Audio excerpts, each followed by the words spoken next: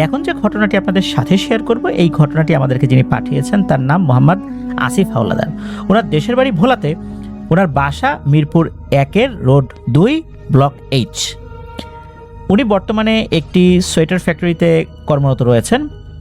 ওনার মাঝে মাঝে এত কর্মব্যস্ততা থাকে যে কখনো কখনো টানা 7 রাত নাইট ডিউটি করতে হয়। এর মধ্য দিয়ে উনি ঘটনাটি লিখে পাঠিয়েছেন। যখন ঘটনাটির সূত্রপাত হয় তখন সালটা 2006, তখন উনি ক্লাস 8-এ পড়েন। শীতকাল ছিল, মাসটা ছিল ডিসেম্বরের মাঝামাঝি। উনি ওনার নানির সাথে ওনার গ্রামের বাড়িতে বেড়াতে যাচ্ছিলেন। ওনাদের গ্রামের বাড়ি ভোলাতে, আর ওনারা সাধারণত লঞ্চেই বেশি যাতায়াত করতেন। যদিও বা বাসেও যাওয়া যায়, কিন্তু ভোলার লোকজন অধিকাংশ ক্ষেত্রেই লঞ্চটাকেই যাতায়াতের উত্তম মাধ্যম হিসেবে বিবেচনা করেন, কারণ ওখানে অনেক ঘাট রয়েছে। আর সড়ক পথে যেতে গেলে বিভিন্ন জায়গায় ভেঙে ভেঙে ভেঙে ভেঙে যেতে হবে, এটা অনেক কষ্টকর একটা ব্যাপার হয়ে যায়। এই জন্য লঞ্চে গেলে হয় কি, বিভিন্ন ঘাটগুলোতে লঞ্চগুলো থামে, তো এই জন্য খুব সুবিধা হয় আর কি। ওনার মনে পড়ে দিনটা ছিল বুধবার। ওনারা রেডি হয়ে সদরঘাটে চলে গেলেন 7টার মধ্যে। ওনাদের লঞ্চে যাওয়ার কথাই ছিল, আগে থেকেই সব কিছু রেডি করা ছিল। একটু আগে আগে যেতে হয়, তা না হলে অনেক সময় ভালো জায়গাগুলো পাওয়া যায় না, কেবিন পাওয়া যায় না, এরকম অনেক সমস্যা তো হয়। উনি লঞ্চে এর আগেও আসা যাওয়া করেছেন, আর দীর্ঘ সময় লঞ্চের ছাদে বসে থাকতে ওনার খুব ভালো লাগে আর কি। নদীর বাতাসটা লাগে, এটা বেশ উনি এনজয় করেন। তো ওনারা লঞ্চে ওঠার পর লঞ্চের 2য় তলায় একটি জায়গায় ওনারা অবস্থান নেন। লঞ্চ 8:30টার দিকে ছাড়ে। লঞ্চ ছাড়ার পর উনি বরাবরের মতো ছাদে চলে যান ওনার ছোট ভাইকে নিয়ে। ওনার ছোট ভাইয়ের নাম হচ্ছে রিপন। তো তাকে নিয়ে চলে যান। সেখানে মোটামুটি রাত 10টা পর্যন্ত অবস্থান করে আবার নিচে এসে রাতের খাবার খেয়ে উনি আবার ছাদে আসেন। আর রিপন, যিনি ওনার ছোট ভাই, তিনি ওখানেই থেকে যান আর কি। তখন এই আসিফ ভাইয়ের নানি এবং ওনার ছোট ভাই রিপন খাওয়া দাওয়া করার পর ওনারা ঘুমানোর চেষ্টা করছেন। আর উনি ছাদে যাওয়ার পর একটু হাঁটাহাঁটি করতে করতে লঞ্চের যিনি ড্রাইভার তার কাছে গিয়েছেন, তার সাথে গিয়ে বিভিন্ন কথা বলছেন।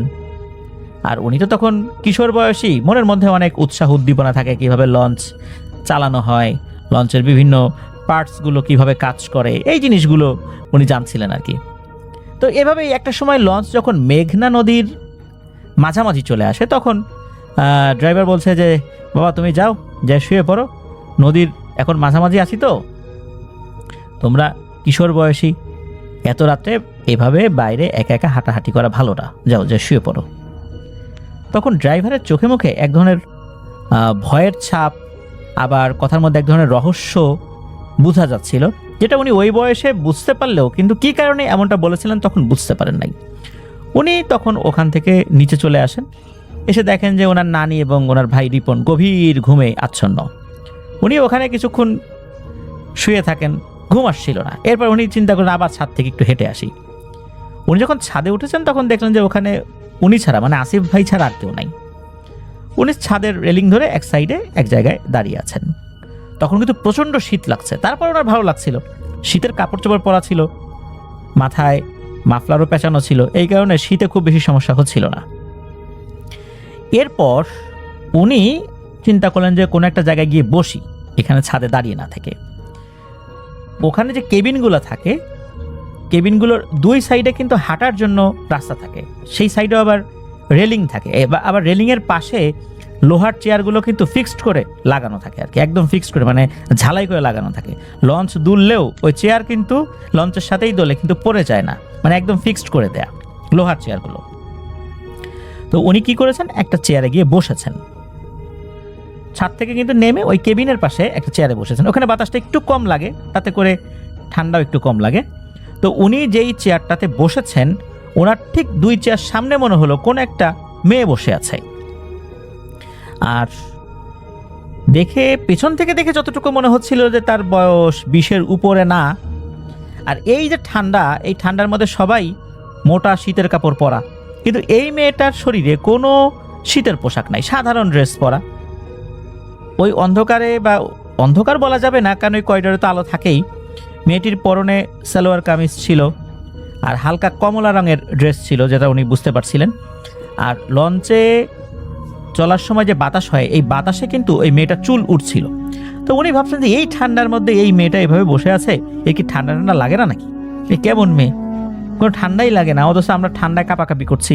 অনেকে এই ঠান্ডার কারণে কেবিন থেকেও বের হয় না, ছাদেও লোকজন নাই, গরমের সময় থাকে সব সময়, কিন্তু এই মেয়েটা এই ঠান্ডার মধ্যে এখানে বসে আছে, কারণ কি? তখন উনি পিছনে বসে আছেন, ওনার একটু কৌতূহল জাগলো যে এই মেয়েটাকে একটু দেখি সামনে থেকে, এ কেমন ধরনের লোক, তার ঠান্ডা লাগে না। উনি চেয়ার থেকে উঠে এক পা দু পা করে একটু সামনের দিকে এগিয়ে গেছেন, আবার চিন্তা করেন যে এখন যদি হুট করে সামনে গিয়ে তার দিকে ঘুরে তাকাই তখন মেয়েটাকে তো খারাপ মনে করতে পারে, এর থেকে একটা কাজ করি, একদম লঞ্চের সামনে দিয়ে ঘুরে একদম সার্কেল হয়ে ঘুরে যদি ওই দিক দিয়ে আসি তাহলে মেয়েটিকে সামনে থেকে দেখতে পারবো, এটাই ভালো হবে। উনি যেই না ঘুরে যাওয়ার জন্য রেডি হয়েছেন তখন সামনে থেকে একটা কথা ভেসে আসে, জাসিফ সামনে দিয়ে আসতে হবে না, আমি তোমাকে চিনি, আমাকে দেখার মতো সাহস এখনো তোমার হয় নাই। এটা বলেই মেয়েটি হাসতে শুরু করে। মেয়েটির গলার ভয়েস ছিল স্বাভাবিক, মানে কোনো ভয়ঙ্কর না, সুন্দর ভয়েস, সে কোনো নাকি সুরেও কথা বলছিল না। উনি তো অবাক হয়ে দাঁড়িয়ে রইলেন, আরে এ কি ব্যাপার, এই লঞ্চের মধ্যে এই মেয়ে আমার নাম জানলো কিভাবে? আর আসিফ ভাই যে মনে মনে ঘুরে এসে তাকে দেখবে এটা সে কিভাবে বুঝলো? উনি তো থ মেরে দাঁড়িয়ে রইলেন। এই হাড় কাঁপা শীতের মধ্যে ওনার শরীর দিয়ে ঘাম ঝরতে শুরু করে, আর তখনই উনি প্রচণ্ড জোরে একটা চিৎকার দেন এবং সেখানেই অজ্ঞান হয়ে পড়ে থাকেন। ওনার হুঁশ ফিরতেই দেখেন যে উনি লঞ্চের দ্বিতীয় তলায় ওনার নানির পাশে শুয়ে আছেন। তখন ওনার নানি বলছেন যে ওনার নানির যখন ঘুম ভেঙে যায় তখন দেখেন যে এই আসিফ ভাই এখনো আসেন নাই, নিচে আসেন নাই, ঘড়িতে দেখে রাত 2টোর মতো বাজে। তখন ওনার নানি এই রিপন, যে তার যে ছোটো ভাই, আসিফ ভাই ছোটো ভাই, তাকে ঘুম থেকে তুলে যায়, দেখতো তোর বড় ভাই কি করে, এত রাত হয়ে গেল এখনো আসলো না, এত রাত পর্যন্ত বাইরে থাকলে ঠান্ডা লেগে যাবে। তখন মূলত তার ছোট ভাই রিপন উনি খোঁজা শুরু করেন তাকে। তখন নাকি গিয়ে দেখেন উনি লঞ্চের ছাদের উপরে পড়ে আছেন। তখন ওই লঞ্চের যারা স্টাফ আছে তাদেরকে ডেকে তাদেরকে সাথে নিয়ে এই আসিফ ভাইকে নিচে তাদের যেই থাকার জায়গাটা ওখানে নিয়ে আসেন। অথচ উনি কিন্তু যখন সেন্সলেস হয়েছেন তখন কিন্তু ছাদে ছিলেন না, উনি ছিলেন অন্য জায়গায়। উনি ছাদে গেলেন কিভাবে? উনি নানিকে সব কথা খুলে বলেন। নানি বললেন যারা ধুর এগুলা তোর মনের ভুল, এটা সেটা বলে আপাতত ওই সময়টা পার করে দেন। এদিকে এই আসিফ ভাই উনি কিন্তু পরবর্তীতে আর ঘুমানো নেই, ওনার নানি বলেছেন তুই ঘুমা, কিন্তু উনি ঘুমান নাই। উনি চিন্তা করলেন যে এই লঞ্চ যেই যেই ঘাটে থামে প্রত্যেকটা ঘাটে যাত্রী নামার সময় উনি খেয়াল করবেন যে ওই মেয়েটা কোন ঘাটে নামে। লঞ্চটা তো লোকাল, যার কারণে অনেক ঘাটেই লঞ্চটা থামতো, এটা ডিরেক্ট মানে কোন লঞ্চ ছিল না। লঞ্চ যেই যেই ঘাটে ঘাট করেছে মানে থেমেছে উনি লঞ্চের সামনে গিয়ে দেখতে থাকেন আসলে ওই মেয়েটা নামে কিনা। অদ্ভুত ব্যাপার, কোনো ঘাটেই ওই মেয়েটাকে নামতে উনি দেখেন নাই। সবার লাস্টে ছিল ওনাদের ঘাট, নামতে নামতে সকাল 11টা বেজে গিয়েছিল, উনি সেখানেও নামতে দেখেন নাই। এরপর লঞ্চে যিনি টিকিট বিক্রি করেন তাকে উনি বলেছিলেন যে ছাদের কেবিনে এমন কি কোনো ফ্যামিলি উঠেছে যেখানে এরকম বয়সী কোনো একটা মেয়ে ছিল? তখন ওই টিকিট বিক্রেতা বলেন যে লঞ্চের ছাদের কোনো কেবিন ভাড়াই হয় নাই, কারণ শীতের সময় তো যাত্রী কম ছিল, এই জন্য এইবার লঞ্চের অনেক কেবিন ফাঁকা গিয়েছে। যাই হোক, এরপরে উনি ওনার নানির সাথে ওনার মামার বাড়িতে চলে গিয়েছেন। ঘটনা কিন্তু এখানেই শেষ নয়, বলা যায় সূত্রপাতটা এখান থেকেই। এরপর 2 দিন উনি আর কিছু দেখেন নাই। 2 দিন পর রাতের বেলা একটা স্বপ্ন উনি দেখেন। স্বপ্নের মধ্যে দেখেন যে একটি নারী অবয়ব, সেই নারী অবয়বটা এই আসিফ ভাইকে বলছে, জাসিফ তুমি কি ভয় পেয়েছো? ভয় নাই, ভয় নাই, আমি তোমার কোনো ক্ষতি করব না। এই বলে মেয়েটি হাসতে থাকে। সেটা অট্ট হাসি ছিল না, আবার মৃদু হাসিও ছিল না। মেয়েটি এক পর্যায়ে বলে ওঠে যে আমার নাম আয়না, আমি তোমাকে অনেকদিন ধরে দেখছি, তবে ভয়ের কোনো কারণ নাই, আমি তোমার কোনো ক্ষতি করবো না, আর আমার দ্বারা তোমার কোনো ক্ষতি হওয়ার সম্ভাবনাও নাই ইনশাল্লাহ। এরপরই নাকি মেয়েটি হাওয়ায় মিলিয়ে যায়। উনি তো ধর্মর করে ঘুম থেকে উঠে বসেন। ওই রাত্রে ভালো করে ঘুমাতে পারে নাই। সকালবেলা ওনার নানিকে সব কথা খুলে বলেন। নানি তাকে সান্ত্বনা দিয়ে বলেন, আরে বেটা এটা শুধুই স্বপ্ন, রাত্রে ঘুমানোর সময় আয়াতুল কুরসি পড়ে ঘুমাবি, এসব উল্টাপাল্টা আর কিছু তোর নজরে আসবে না। এরকমটা আর কি বলেন নানি। তো এরপর যেটা হয় সেটা হচ্ছে যে উনি ওনার মামাতো ভাইদের সাথে মাঠে ফুটবল খেলতে গিয়েছিলেন। ওর একটা স্কুলের মাঠ ছিল, আর ওই জায়গাটার নাম হচ্ছে চরমঙ্গল। ওই স্কুলটা এখনও আছে, ওটা একটা সরকারি প্রাথমিক বিদ্যালয়। তো খেলার মাঝে হঠাৎ করে উনি পায়ে ব্যথা পেয়েছেন, প্রচণ্ড ব্যথায় সেখানেই বসে পড়েছেন। তারপর কয়েক মিনিট পার হয়েছে, এর মধ্যে দেখেন যে ওনার বড় মামা, নানি, মামি সবাই দৌড়াতে দৌড়াতে মাঠের দিকে আসছে। উনি তো অবাক, আরে এরা সবাই একসাথে মাঠে কেন? যখন ওরা কাছে চলে আসছে তখন বড় মামা বলেন যে আমি তো বাজারে দোকানে ছিলাম, তখন একটি বোরকা পরা মেয়ে এসে আমাকে বলতেছে যে আপনি এখানে, আর ওইদিকে আপনার বড় ভাগ্নের পা ভেঙে মাঠে পড়েছে, তাড়াতাড়ি যান তাড়াতাড়ি যান। এটা শুনে আমি তো ওই মেয়েটাকে বলি যে তা নয় গেলাম, কিন্তু তুমি কে? তোমাকে তো আগে কখনো দেখছি বলে মনে পড়ে না, তুমি কোন বাড়ির মেয়ে গো? আর আমার ভাগ্নেকে তুমি কি করেছেনো? ও তো এখানে খুব একটা বেশি আসে না। তখন ওই মেয়েটি বলে যে আপনার এত কিছু জানতে হবে না, যান যান আপনার ভাগিনের কাছে যান। এই বলেই নাকি ওই মেয়েটা নদীর দিকে হাঁটতে শুরু করে। আর বোরকা পরা, মুখ আটকানো থাকার কারণে মেয়েটার চেহারা কিন্তু বড় মামা দেখতে পান নাই বলে জানান। উনি আর বেশি কিছু না ভেবে সোজা মাঠের দিকে দৌড় দেওয়া শুরু করেছেন। উনি যখন মাঠের কাছাকাছি আসছেন তখন এসে দেখে যে ওনার পরিবারের আরও অনেকেই দৌড়ায় আসতেছে। উনি আবার জিজ্ঞেস আরে তোমরা কোথায় যাচ্ছ? এরা আবার বলে অন্য কথা। এরা বলে যে আরে তুমি কোত্থেকে এরকম হন্তদন্ত হয়ে আসতেছ? উনি আবার বলেন যে এরকম একটা মেয়ে বলল। মামার কথা শুনে আবার বাড়ির অন্য সদস্যরা তার দিকে হা করে তাকায় আছে যে বলো কি? বাড়ির অন্য সদস্যরা বলছে যে ওনারা ঘরে বসেছিলেন, হঠাৎ করে একটা বোরকা পরা, মুখ আটকানো মেয়ে এসে বলতেছে যে আপনারা এখানে বসে আছেন, আসিফ হয়ে যে মাঠে পা ভেঙে পড়ে আছে আর আপনারা গল্প করতেছেন, যান যান যান তাড়াতাড়ি যান তাড়াতাড়ি যান মাঠে যান। এই বলেই নাকি ওই মেয়েটা জঙ্গলের দিকে হাঁটতে হাঁটতে মিলিয়ে গেল।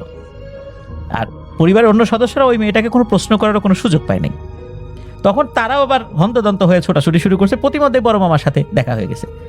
ওনারা বুঝতে পারলেন যে এই একই মেয়ে তাদেরকে খবর দিয়েছে। কিন্তু অদ্ভুত ব্যাপার হচ্ছে যে এই মামাকে যে খবর দিয়েছে, খবর দেওয়ার পর এত দ্রুত কিন্তু তার বাড়িতে যাওয়ার কথা না, হেঁটে হেঁটে যেতে তো সময় লাগবে।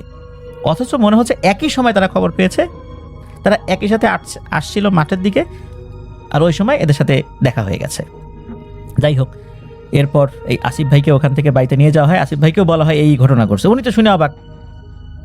তখন পরিবারের সদস্যরা কিছু বিষয় বুঝতে পারেন যে নিশ্চয়ই কোনো সমস্যা হয়েছে।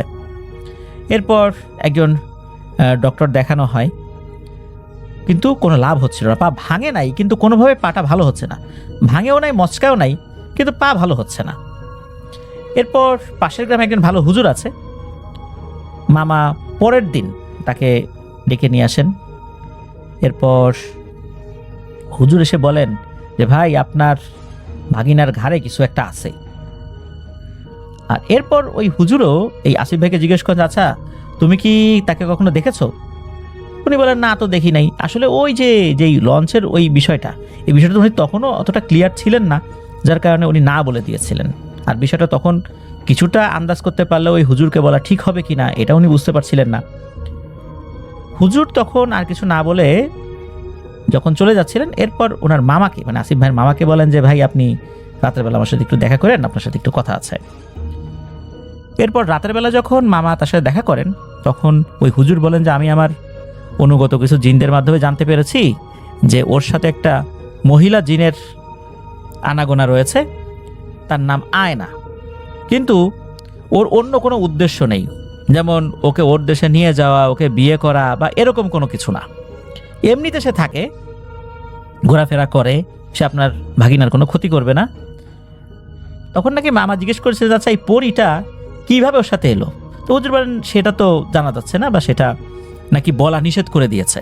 কেন এসেছে, কিভাবে এসেছে, এটা নাকি বলা নিষেধ, ওই জিনেরাই নিষেধ করে দিয়েছে, যার কারণে এই বিষয়ে আর কোনো কথা বলা যাবে না। এই পরীটা ভালো, নামাজ কালামি, এছাড়া অন্য কোনো ধরনের কোনো সমস্যা হওয়ার সম্ভাবনা নাই। এরপর তো মামা বাড়িতে ফেরত আসেন। এই বিষয় নিয়ে আর কোনো ঝাড়ফুঁকও করানো হয় নাই, অন্য কোনো কিছু করাও হয় নাই। ওই রাত্রে উনি ঘুমিয়েছিলেন, হঠাৎ করে এই আসিফ ভাইয়ের ঘুম ভেঙে যায় কোনো শব্দের কারণে। উনি আধো ঘুম আধো জাগ্রত অবস্থায় দেখেন যে একটা বোরখা পরা মেয়ে ওনার পায়ের কাছে বসে আছে, আর ওনার ভাঙা পা, মানে আসলে ভাঙে নাই, মচকায়ও নাই, কিন্তু ভালো হচ্ছিল না, মানে ব্যথা কমে না।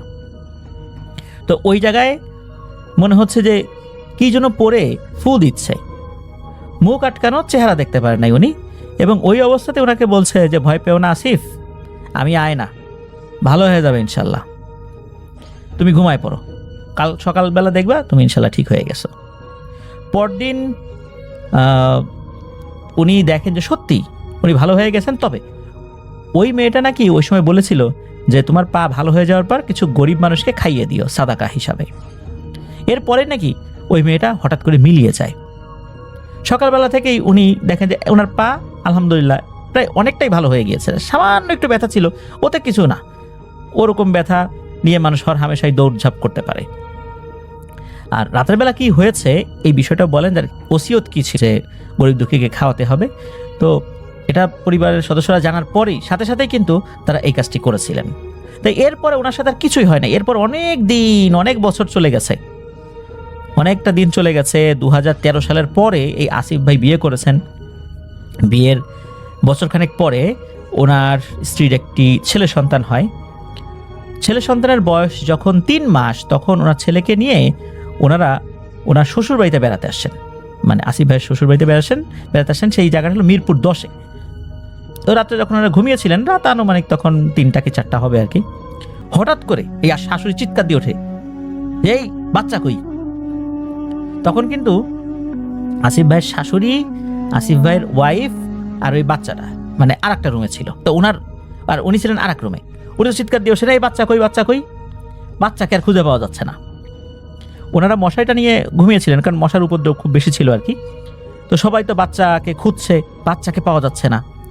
এদিকে উনি কি করেছেন, মানে আসিফ ভাই যেই খাট থেকে বাচ্চা হারিয়ে গেছে, উনি ওখানে কি মনে করে আবার গিয়েছেন, মশারিটা উঁচু করে মশার ভিতরে ঢুকে কি মনে করে উনি ভেতরে খুঁজছেন।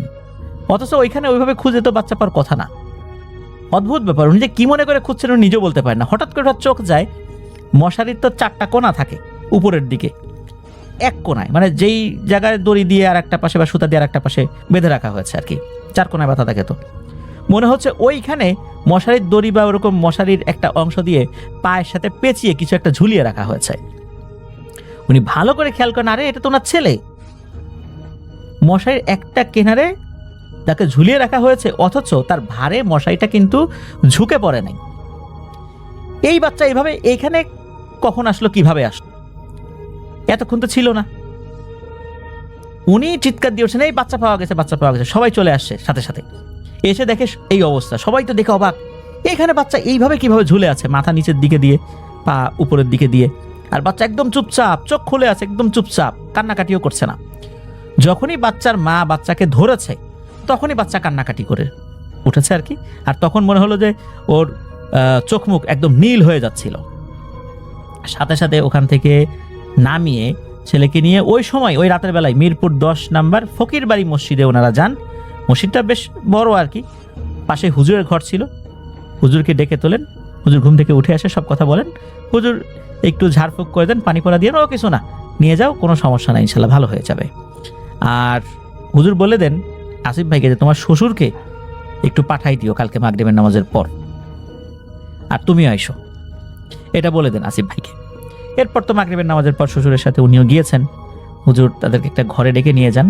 তখন হুজুর বলেন যে গত রাত্রে একটি দুষ্টু জিন তোমার ছেলেকে ক্ষতি করার জন্য এসেছিল এবং নিয়েও গিয়েছিল। রহস্যজনকভাবে একটি পরহেজগার পরী এসে ওই জিনের হাত থেকে ওই ছেলেটাকে উদ্ধার করে এবং এরপর ওভাবে এসে বইটা রেখে চলে যায়। এরপর আসিফ ভাই বলেন যে আপনি কি ওই বইটার বিষয়ে কিছু জানতে পেরেছেন? তখন হুজুর একটু মুচকি হেসে বলে যে বাবারে, আমার কিছু জিন ছাত্র আছে, ওদের মাধ্যমে জানতে পারছি, ভয়ের কোনো কারণ নাই, কিন্তু বইটা সম্পর্কে আর কোনো তথ্য তোমাকে দেওয়া যাবে না। তুমি স্বাভাবিক জীবনযাপন করতেছো, এভাবেই করতে পারবা, ওটা নিয়ে কোনো সমস্যা নাই, কিন্তু এই বিষয়ে খুব বেশি জানাজানি করার চেষ্টা করো না। তো এই ঘটনার সমাপ্তিটা এখানেই হয়। 2020 সালে আসিফ ভাইয়ের একটি কন্যা সন্তান জন্মগ্রহণ করেছে। ওনার এক ছেলে এক মেয়ে। ওনার ছেলে মেয়েকে দুজনকে মাদ্রাসায় লেখাপড়া করাচ্ছেন। উনি ওনার সন্তানদের জন্য দোয়া চেয়েছেন।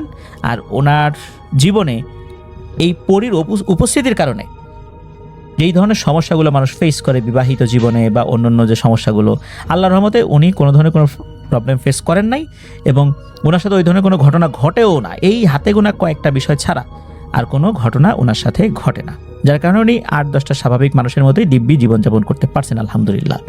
তো এটি ছিল ঘটনা।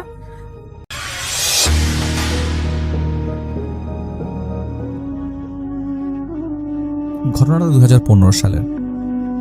আমি তখন কোনো একটা কাজে ঢাকার বাইরে গেছি, কুমিল্লার কোনো একটা এলাকায় কয়েকদিনের জন্য গিয়েছিলাম। আসলে সেদিন সেবার আমার হারিয়ে যেতে ইচ্ছা করেছিল। মনে করছিলাম আমি যে আমি চলে যাই কোথাও।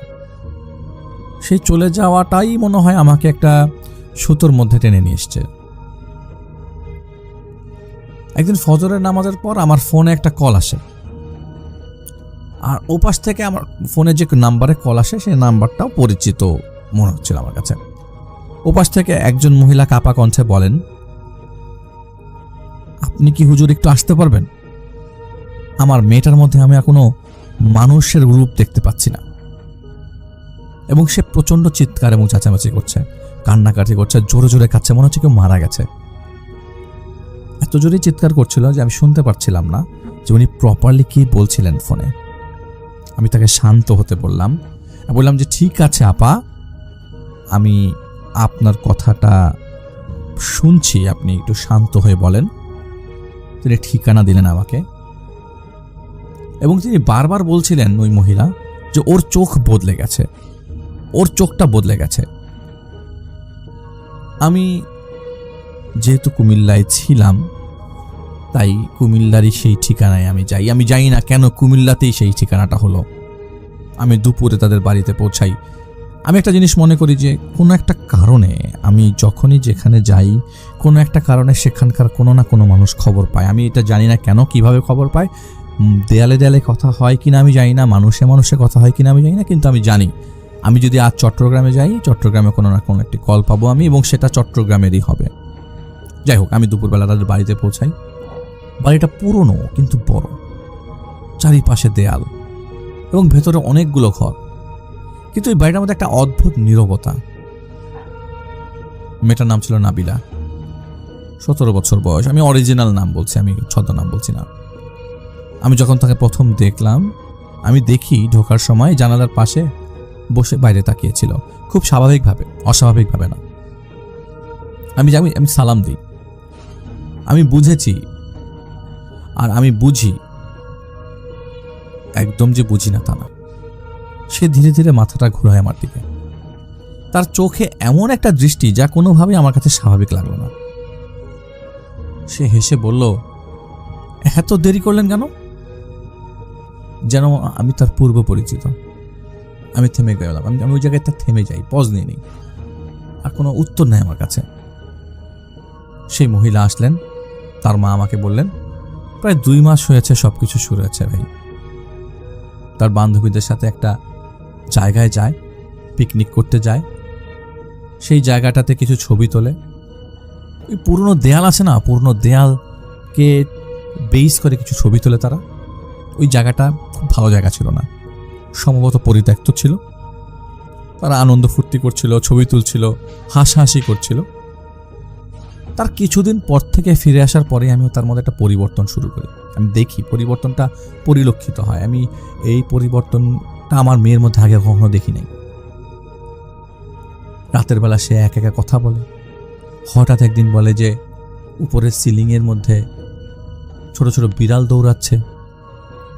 আমার মেয়েটা রাতে ঘুমায় না, আয়নার দিকে তাকিয়ে থাকে ঘন্টার পর ঘন্টা।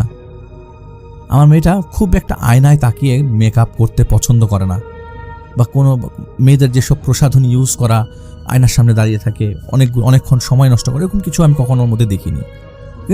কিন্তু ওখান থেকে আসার পর থেকে ওই আয়না তাকায় থাকে ঘন্টার পর ঘন্টা। আয়নার দিকে পয়েন্ট করে বলে যে ওরা আসবে, আমি দেখতে পাই ওরা আসবে।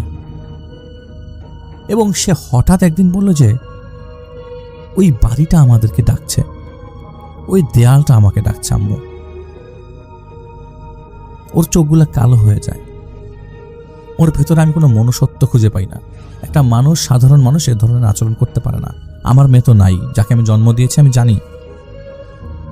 এবার আমি নাবিলার সাথে কথা বলার চেষ্টা করলাম, আমি জিজ্ঞেস করলাম, মামনি তুমি কি দেখো?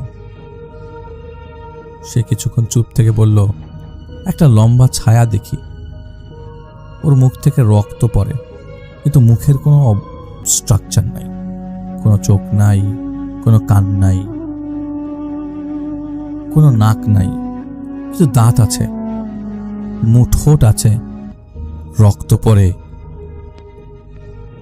আমি শুনে বুঝতে পারছি যে হয়তো পজেশন কোনো ইস্যু আছে, পজেসড হতে পারে, অথবা ওকে সেহের করতে পারে। আমি তেলাওয়াত শুরু করলাম। আমার তো একটাই হাতিয়ার, আমার কোরআন। আমি তেলাওয়াত শুরু করি। আমি দেখতে পাই মেয়েটার শরীর কাঁপতে শুরু করেছে, তার কণ্ঠ বদলে যাচ্ছে,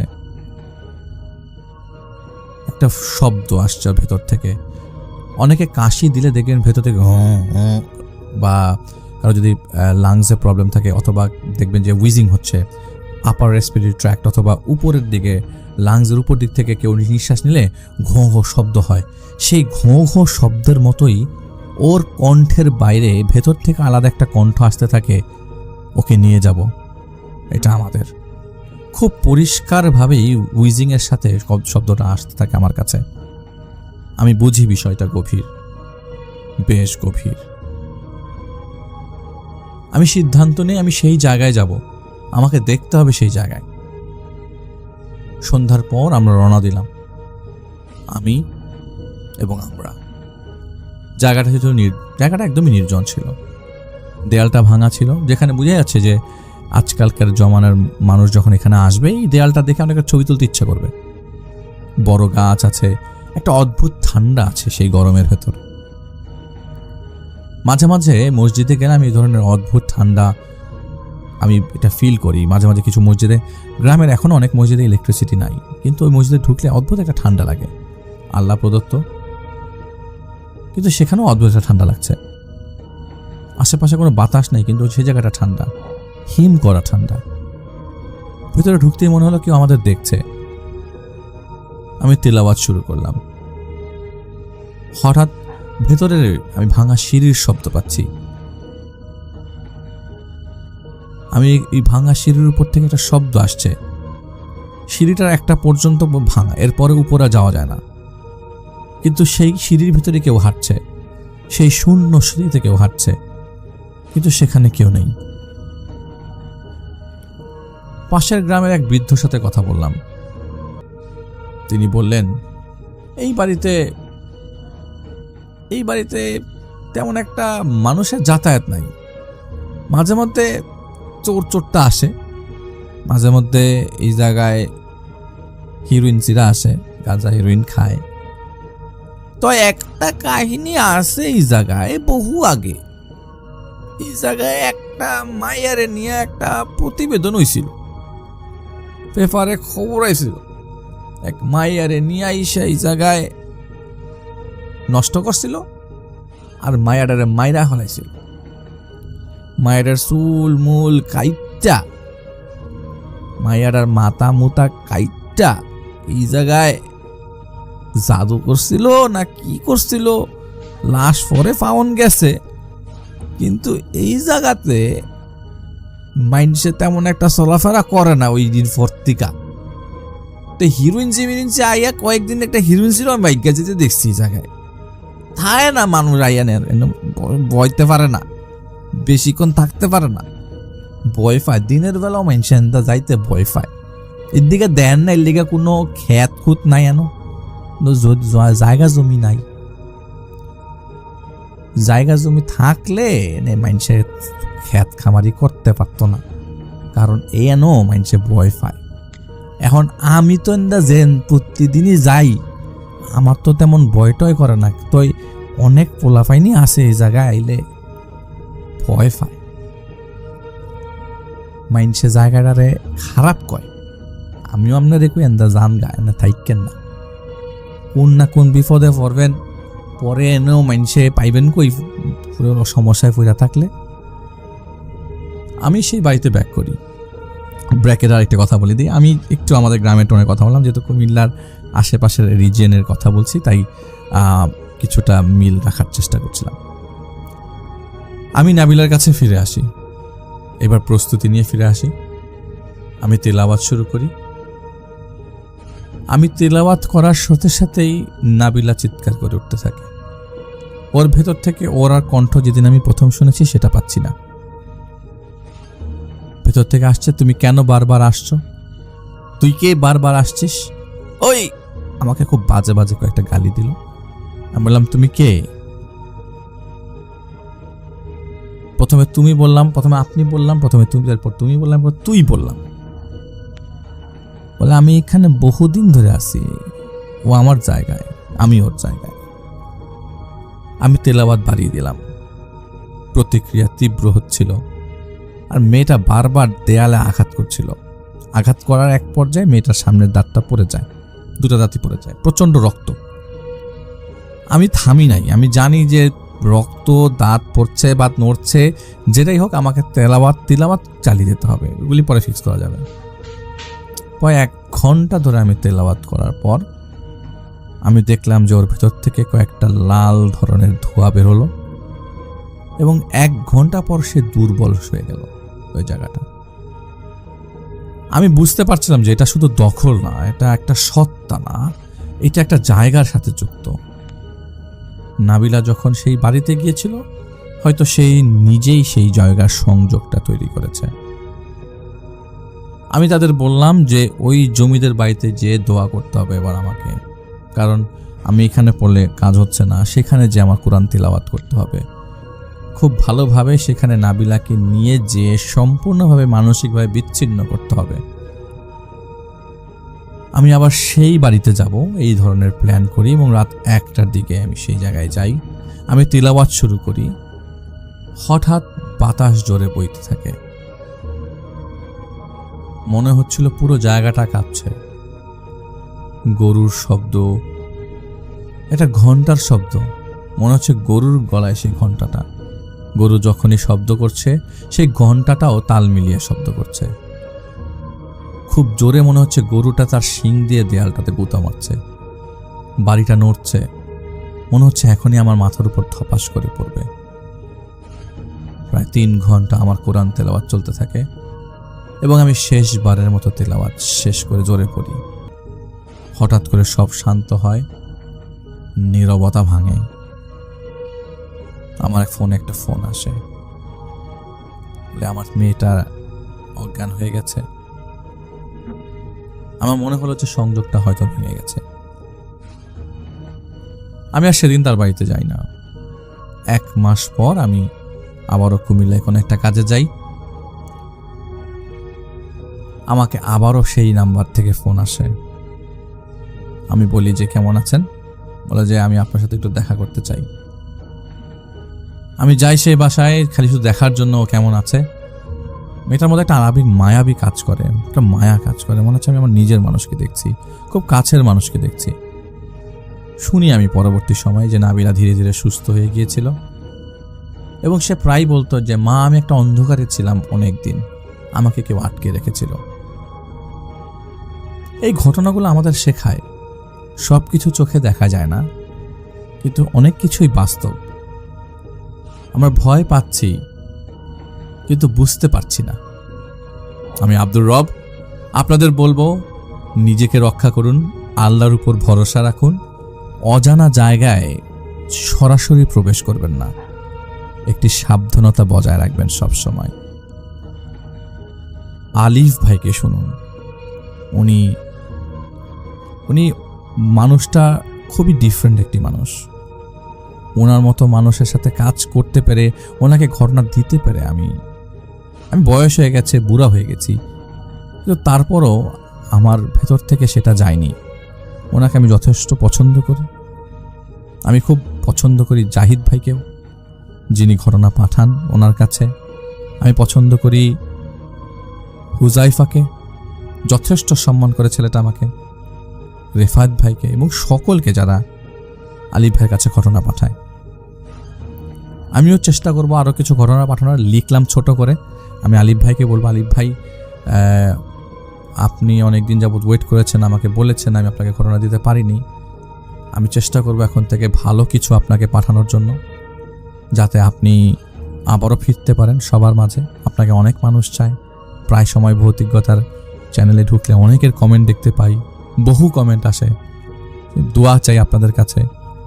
আমার জন্য যদি সবাই দোয়া করেন এবং একজনের দোয়া যদি কবুল হয়ে যায়, তাহলে আমার মনের আশা, নেক আশাগুলো পূরণ করবেন আল্লাহ। আমিও চাই যে আপনাদের সকলের নেক আশা আল্লাহ তাআলা পূরণ করুক।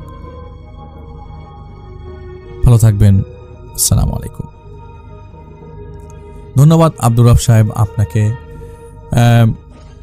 সত্যি কথা বলতে যে আমি আসলেই আপনার ঘটনার জন্য অনেকদিন যাবত ওয়েট করেছি। জাহিদ ভাইকেও আমি বলেছি, জাহিদ ভাই উনি অনেকদিন যাবত ঘটনা দেন না, আসলে নক করেছি। জীবনযাত্রার মান এমন অবস্থা যে জীবনযাত্রাটাই এমন কঠিন সময়ের মধ্যে দিয়ে যাচ্ছে যে চাইলেই যে অনেক কিছু করতে পারবো বা করব প্ল্যান করি, হয় না। তো আপনাদের সকলের কাছে দোয়া প্রার্থী এবং আব্দুর রব সাহেবের জন্য দোয়া করবেন আপনারা সবাই, আমি এই প্রত্যাশাই করি। এবং আমাদেরকে কাছে আপনাদের কোনো ঘটনা থেকে থাকে তাহলে আমাদেরকে পাঠিয়ে দিতে পারেন আমাদের ইমেল অ্যাড্রেসে। এখন আরও একটি ঘটনা শোনাবো আপনাদের সবাইকে। মনোযোগ আকর্ষণ করছে আপনাদের সবার। মনোযোগটা এমনভাবে দিন যাতে চোখটা বন্ধ থাকে, আশপাশটা নীরব থাকে, যেন আপনারা মজা পান। ওই দিন রাতে আমি নামাজে ব্যস্ত ছিলাম। তাহাজ্জুদ নামাজ পড়ার সময় আমি একটু বেশি সময়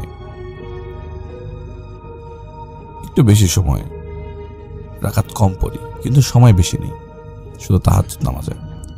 প্রায়শই যখন আমি নামাজে থাকি, খুব কম সময় এমন হয় আমার চোখ বন্ধ থাকে, আবার কখনো খোলা থাকে। যে সময় আমার চোখ বন্ধ থাকে ওই সময় কোনো না কোনো দিন আমি এক ধরনের আলোর ছায়া বা আলোর ছোঁয়া টের পাই, যেন ঘরটা হঠাৎ করে আলোকিত হয়ে গেছে। চোখে পর্দা থাকার পরেও আলো পড়লে যেরকম অনুভূতি আসে না, ঠিক ওরকম এদিন নামাজের সময় এরকম একটা অনুভূতি আসলো। মনে হলো যে ঘরের ভেতর অনেক আলো, আর একটা শব্দ আমার কানে আসে, দেখো। শব্দটা ছিল শুধু দেখো। আমি যখন নামাজ পড়া শেষ করে চোখ খুললাম, আমার আশেপাশে কোনো কিছুই ছিল না। কিন্তু যখন ফোন চেক করলাম, তখন আমার একজন পরিচিত ব্যক্তির কয়েকটা মিসড কল ছিল। আমার ফোন ছিল সাইলেন্ট। আমি ফোনটা ব্যাক করার সাথে সাথেই ফোনটা সেখান থেকে পিকও করে 1-2 সেকেন্ডের ভেতর। যাকে ফোন দিয়েছি সে পিক করে। আমি যখন তার সাথে কথা বলি, আমি তখন ব্যাকগ্রাউন্ডে প্রচুর চিৎকার এবং চেঁচামেচির শব্দ পাচ্ছিলাম। তাদের একটা মেয়ে রয়েছে, যে মেয়েটা বাড়িতে কাজ করে। তার আগের কোনো সমস্যা কখনোই ছিল না, কিন্তু ইদানিং একটা ঘটনার পর থেকে তাদের কিছু সমস্যা দেখা দিয়েছে। আর এখন এই মেয়েটা পজেসড। সমস্যা কি? কিছুদিন আগে যেটা ঘটে, তাদের ভবনে ইলেকট্রিসিটি চলে যায়। তাদের জেনারেটর ছিল, সেই জেনারেটরও আবার কোনো অজ্ঞাত কারণে 1-2 মিনিট দেরিতে চালু হয়। এখন যে সময় বিদ্যুৎটা চলে যায়, বিদ্যুৎ চলে আসার পরে বাইরে যখন তারা বের হয় চেক করার জন্য, কিছুই ছিল না। তো তারা দরজা বন্ধ করলো। কিছুক্ষণ পর যখন কোনো কারণে তারা বের হতে যাবে, দরজা খোলার পরে দেখতে পায় দরজার যেই অংশটুকু থাকে ওই অংশটুকুর সামনে একটা নির্দিষ্ট মাপে একটা পুতুল রাখা। পুতুলটার গায়ে অনেকগুলো পিন ঢুকানো এবং পুতুলটা শুয়ে আছে পিনটার উপরে, মানে পিনটার উপর সাপোর্ট দিয়ে পুতুলটাকে রাখা। পিনগুলো ঢুকিয়ে এমন একটা আকার দেওয়া হয়েছে যাতে পুতুলটা ওইভাবেই থাকে। প্রথমবার যখন যারা এটা দেখতে পায়, একজন ব্যক্তি মনে করে তাদের ঘরের একজন ব্যক্তি আর কি বাসার, তিনি এটাকে দেখে সাথে সাথে একটা লাথি মেরে সরিয়ে দেয়। পুতুলটা অপোজিট ফ্ল্যাটের দরজায় যে একটা বাড়ি খায়। ওই দিনের ইনসিডেন্ট অতটুক পর্যন্তই ছিল, কিন্তু এই কথাটা তারা কাউকে কিছু বলে নাই। এটাকে একটা শুধু দুষ্টামি মনে করে, কারণ এই ভবনের কিছু পোলাপান আছে যারা বড় হওয়া সত্ত্বেও অনেক বেয়াদব, ঝামেলা করে। তিনি যখন বাইরে থেকে ফিরছিলেন অন্যান্য সমস্ত কাজ করার পর, যখন তিনি ঘুমাতে গেলেন, রাতের বেলা শুয়ে আছেন, কেমন যেন মনে হচ্ছে মোবাইল ধরেছে। স্বপ্নে তিনি দেখতে পান তার উপর পাহাড় চেপে বসেছে, পাহাড়। এবং স্বপ্নে যখন তিনি দেখতে পাচ্ছেন যে পাহাড় তার উপর চেপে বসেছে। তিনি নিঃশ্বাস নেওয়ার চেষ্টা করছেন কিন্তু পারছেন না। পাশেই তার স্ত্রী আছে, তাকে তিনি ধাক্কা দেওয়ার চেষ্টা করছেন, হাত সেদিকে যাচ্ছে না। যখন ঘুমটা ভাঙে তার, ওই পুতুলের ফেসটা তার চোখের সামনে ভাসে। ওই পুতুলটা কিসের তৈরি ছিল এটা তার মাথায় তখন খেয়াল করছিল না, কিন্তু সেটা অবশ্যই প্লাস্টিক জাতীয় কোনো কিছু দিয়ে তৈরি ছিল না। ওইটা ছিল একটা হ্যান্ডমেড পুতুল। ওই পুতুলটা তার দিকে উকি দিয়ে তাকিয়ে আছে, কেমন জীবন্ত পুতুল টাইপের। যখন হুড়মুড় করে তিনি উঠলেন, হুড়মুড় করে ওঠার পর আলো জ্বালালেন, স্ত্রী উঠল, সবাই উঠল, সবাই জেগে গেল তার চিৎকার চেঁচামেচিতে। কোথাও কোনো পুতুল নেই, তো কোনো কিছু নেই। এখন তিনি চিন্তা করলেন যে গেট খুলে দেখবেন ওই পুতুলটা ওইখানে আছে কিনা, আর বাড়ির সবাইকে দেখানোর একটা ইচ্ছা ছিল তার। তিনি যখন গেট খুললেন, ওখানে কোনো পুতুল ছিল না। এটা ছিল প্রথমবারের ঘটনা।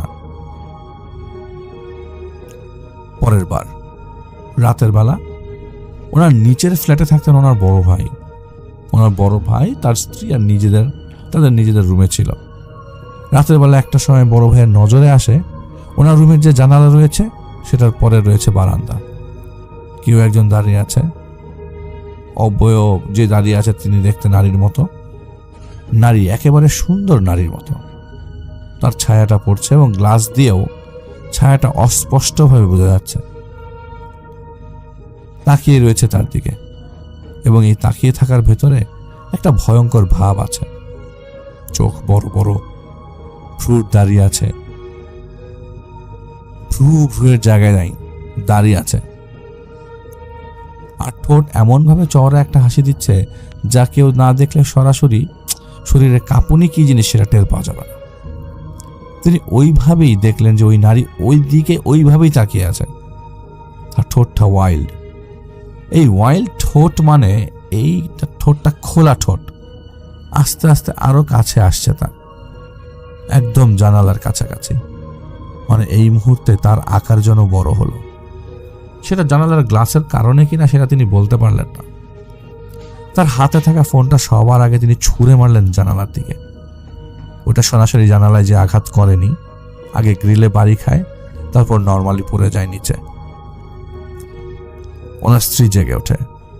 ওনার স্ত্রী দেখলেন যে তিনি কাঁপছেন। তিনি বোঝানোর চেষ্টা করছেন তার স্ত্রীকে তিনি মাত্র কি দেখলেন। এটা একটা সেপারেট ইনসিডেন্ট হিসেবে ধরে নেওয়া যায়। পরের দিন এই ভদ্রলোকের মা অসুস্থ হলেন। যিনি আমাকে ফোন দিলেন তার মা অসুস্থ ছিলেন। কিভাবে অসুস্থ হলো? তিনি নিজের ঘরেই ছিলেন। তিনি দেখলেন যে ওনার ঘরে এক আজব কিসিমের মহিলা ঢুকেছে। মারদানার মতো মহিলা। মারদানা কেন বললাম, মানে মারদানা ধরনের টাইপের আর কি। মারদানা কেন বলছি আমি, একদম পুরুষালী ভাব মহিলাটার মধ্যে। এমনকি গালেও কিছুটা লোম রয়েছে তার। পুরোপুরি দাড়ি না, তাদের বাড়ির কেউ না, তাদের ফ্ল্যাটেরও কেউ না, এমনকি এই বিল্ডিং এরও কেউ না। কিভাবে তার ঘরে ঢুকলো এটা তিনি জানেন না। ঘরে ঢুকলো, তার হাতে একটা বাটি ছিল, বাটির ভেতরে কালো একটা তরল পদার্থ। তার ওই চেহারা দেখে, জাদ্রেল মারদানার চেহারা দেখে ওই মহিলা তো কেঁপে উঠেছেন। তার মুখের মধ্যে ওই কালো তরলটা সে জোর করে ঢুকিয়ে দিল এবং তাকে বলল, খা, এই খা। বলার সময় নারী এবং পুরুষ দুটোই কণ্ঠেরই শব্দ সেই সময় শোনা যায়। ওই কণ্ঠেই তিনি কাবু হয়ে গেছেন। ওই হুকুম তিনি পালন করলেন, কাঁপতে কাঁপতে অজ্ঞান পর্যন্ত হয়ে গেলেন। আর সেই মহিলা সেখান থেকে বেরিয়ে যাবার পর সবাই দেখেছেন তিনি ঘুমিয়ে আছেন। তিনি আসলে কাত হয়ে পড়েছিলেন। কাত হয়ে পড়ে গেলে তো আসলে বোঝা যায় না। পরে যখন তাকে ডাক দিতে গেল, দেখা গেল যে তিনি সেন্সলেস। তার হুঁশ আসবার পর তিনি বললেন যে তিনি এরকম একটা নারীকে দেখেছেন, এই যে মারদানা টাইপের নারী।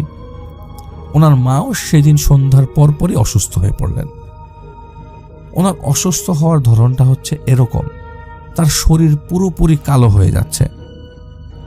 আবার নিজের রং ফেরত পায়, আবার কালো হয়, যেন এক ধরনের ছাই তার উপরে পড়ে রয়েছে। আবার ওই ছাইটা একটা নির্দিষ্ট সময় পরপর সরে যাচ্ছে।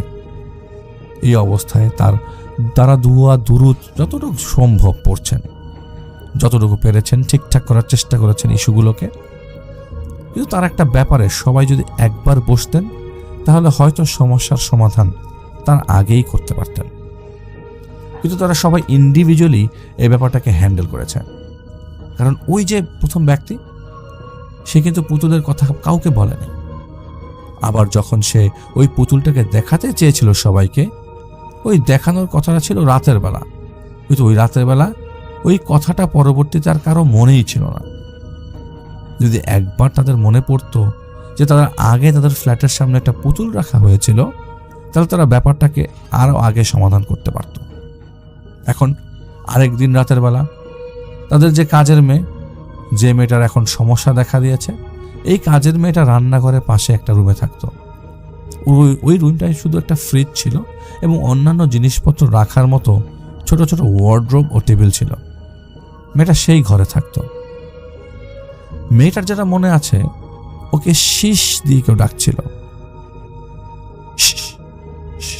এই ধরনের শীষ শীষ ডাক শুনে ও যখন তাকালো, মানে ওর ঘুম ভাঙলো, তাকালো, ও দেখলো একটা ছোট্ট ওয়ার্ড্রোব বা ক্লোজেটের উপর কি জানি বসা।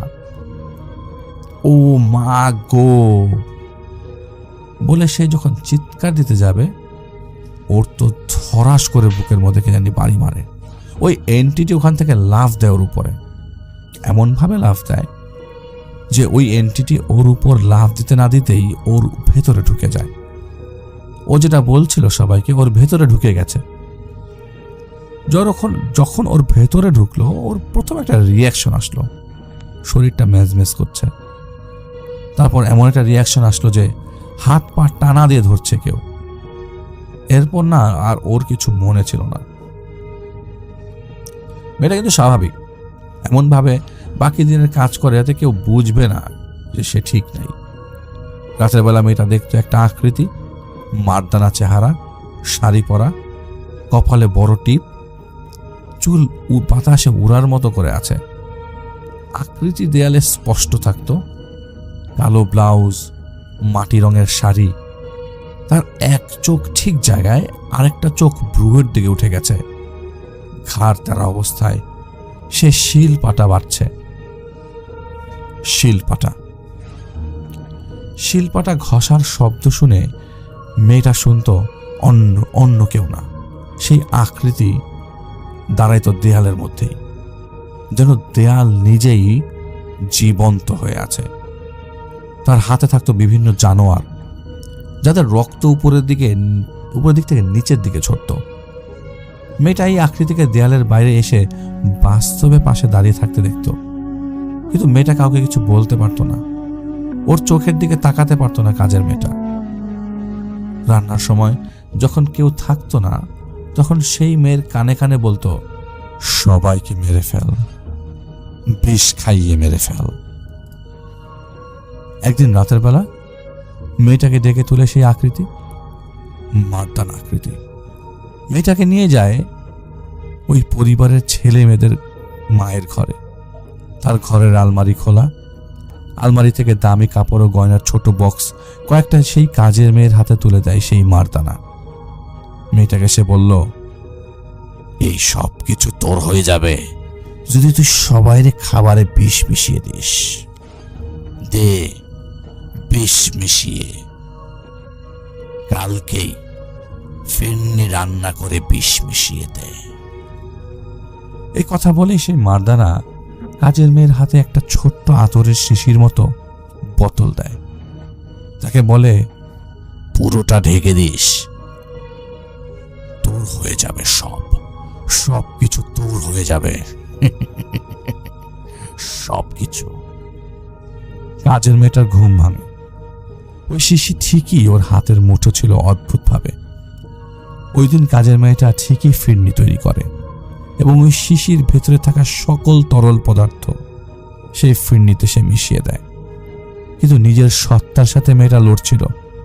মেয়েটা পজেসড, সে নিজেই ফিরনিতে বিষ মেশায়, কিন্তু তার আসল সত্তা কোনোভাবেই তার উপর নিয়ন্ত্রণ নিতে পারছিল না। হঠাৎ করেই সে নিয়ন্ত্রণ নেয় নিজের উপর এবং সেই নিজেই সেই ফিরনিতে ফেলে দেয়।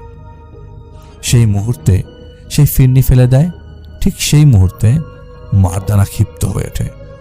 মেয়েটার চুল সে টেনে ধরে মারাত্মকভাবে বাঁকিয়ে ফেলে ওর শরীর। লম্বা হাত বাড়িয়ে বটি হাতে তুলে নিয়ে চালিয়ে দেয় মেয়েটার গলায়, জবাই করে দেয় তাকে। মেয়েটা জবাই হয়ে যাওয়ার আতঙ্কে ছটফট করছিল, কিন্তু বাস্তবে সবাই মেয়েটাকে কাঁপতে দেখে। রান্নাঘরের মেঝেতে খিঁচুনি উঠেছিল মেয়েটার। মেয়েটা বাড়িতে চুপে চলে যায় কিছুদিনের জন্য। বাড়িতে যেয়ে তাবিজ কবজ করে মেয়েটা। বাড়িতে যাবার পরে কিন্তু মেয়েটার সমস্যা হয় না। আর যখন আবার ফিরে আসে কাজের জায়গায়, আবারও সেই মারদানাকে সে দেখতে পায়। একদিন রাতের বেলা ওই বাড়ির এক মহিলা, সম্ভবত ছেলের বউ, সে রাতের বেলা দেখতে পায় মেয়েটা হাঁ করে বড় বড় চোখে তাকিয়ে আছে রান্নাঘরের বাইরে অন্যের জমিতে থাকা একটা গাছের দিকে। বটির নিচের দিকের লোহার পাত ওর মুখে ছিল। এই ধরনের সমস্যায় আবারও তারা মেয়েটাকে বাড়িতে পাঠিয়ে দেয়। মেয়েটা নিজের বাড়িতে ভালো ছিল, তো এখন তাদের হেল্পিং হ্যান্ড দরকার। এখন যেই আসে সে পরের দিন সকালেই বেরিয়ে যায়, কারণ তারা ভয় পায়। এদিকে এক সময় ধারণা ছিল তাদের সমস্যাটা মেয়েটার জন্য, মেয়েটা চলে গেলেই সমাধান হয়ে যাবে। সেখানে তা হয় না। অন্য লোক যেমন থাকতে পারছে না, ঠিক তেমনি সবাই ঘুমের মধ্যে আজে বাজে স্বপ্ন দেখছে। কিছু স্বপ্ন অত্যন্ত জঘন্য, যেমন মানুষের দেহ কেটে তাই সেই মাংস তাদেরকে খাইয়ে দেয়া, রক্ত তাদের চেহারায় ছুঁড়ে মারা, বিশ্রী গন্ধ, আর বিশেষ করে দেয়ালে মারদানা ছায়া দেখা। তারা সেই কাজের মেয়েকে ফিরিয়ে আনে, কারণ তাদের এমন লোক লাগবেই।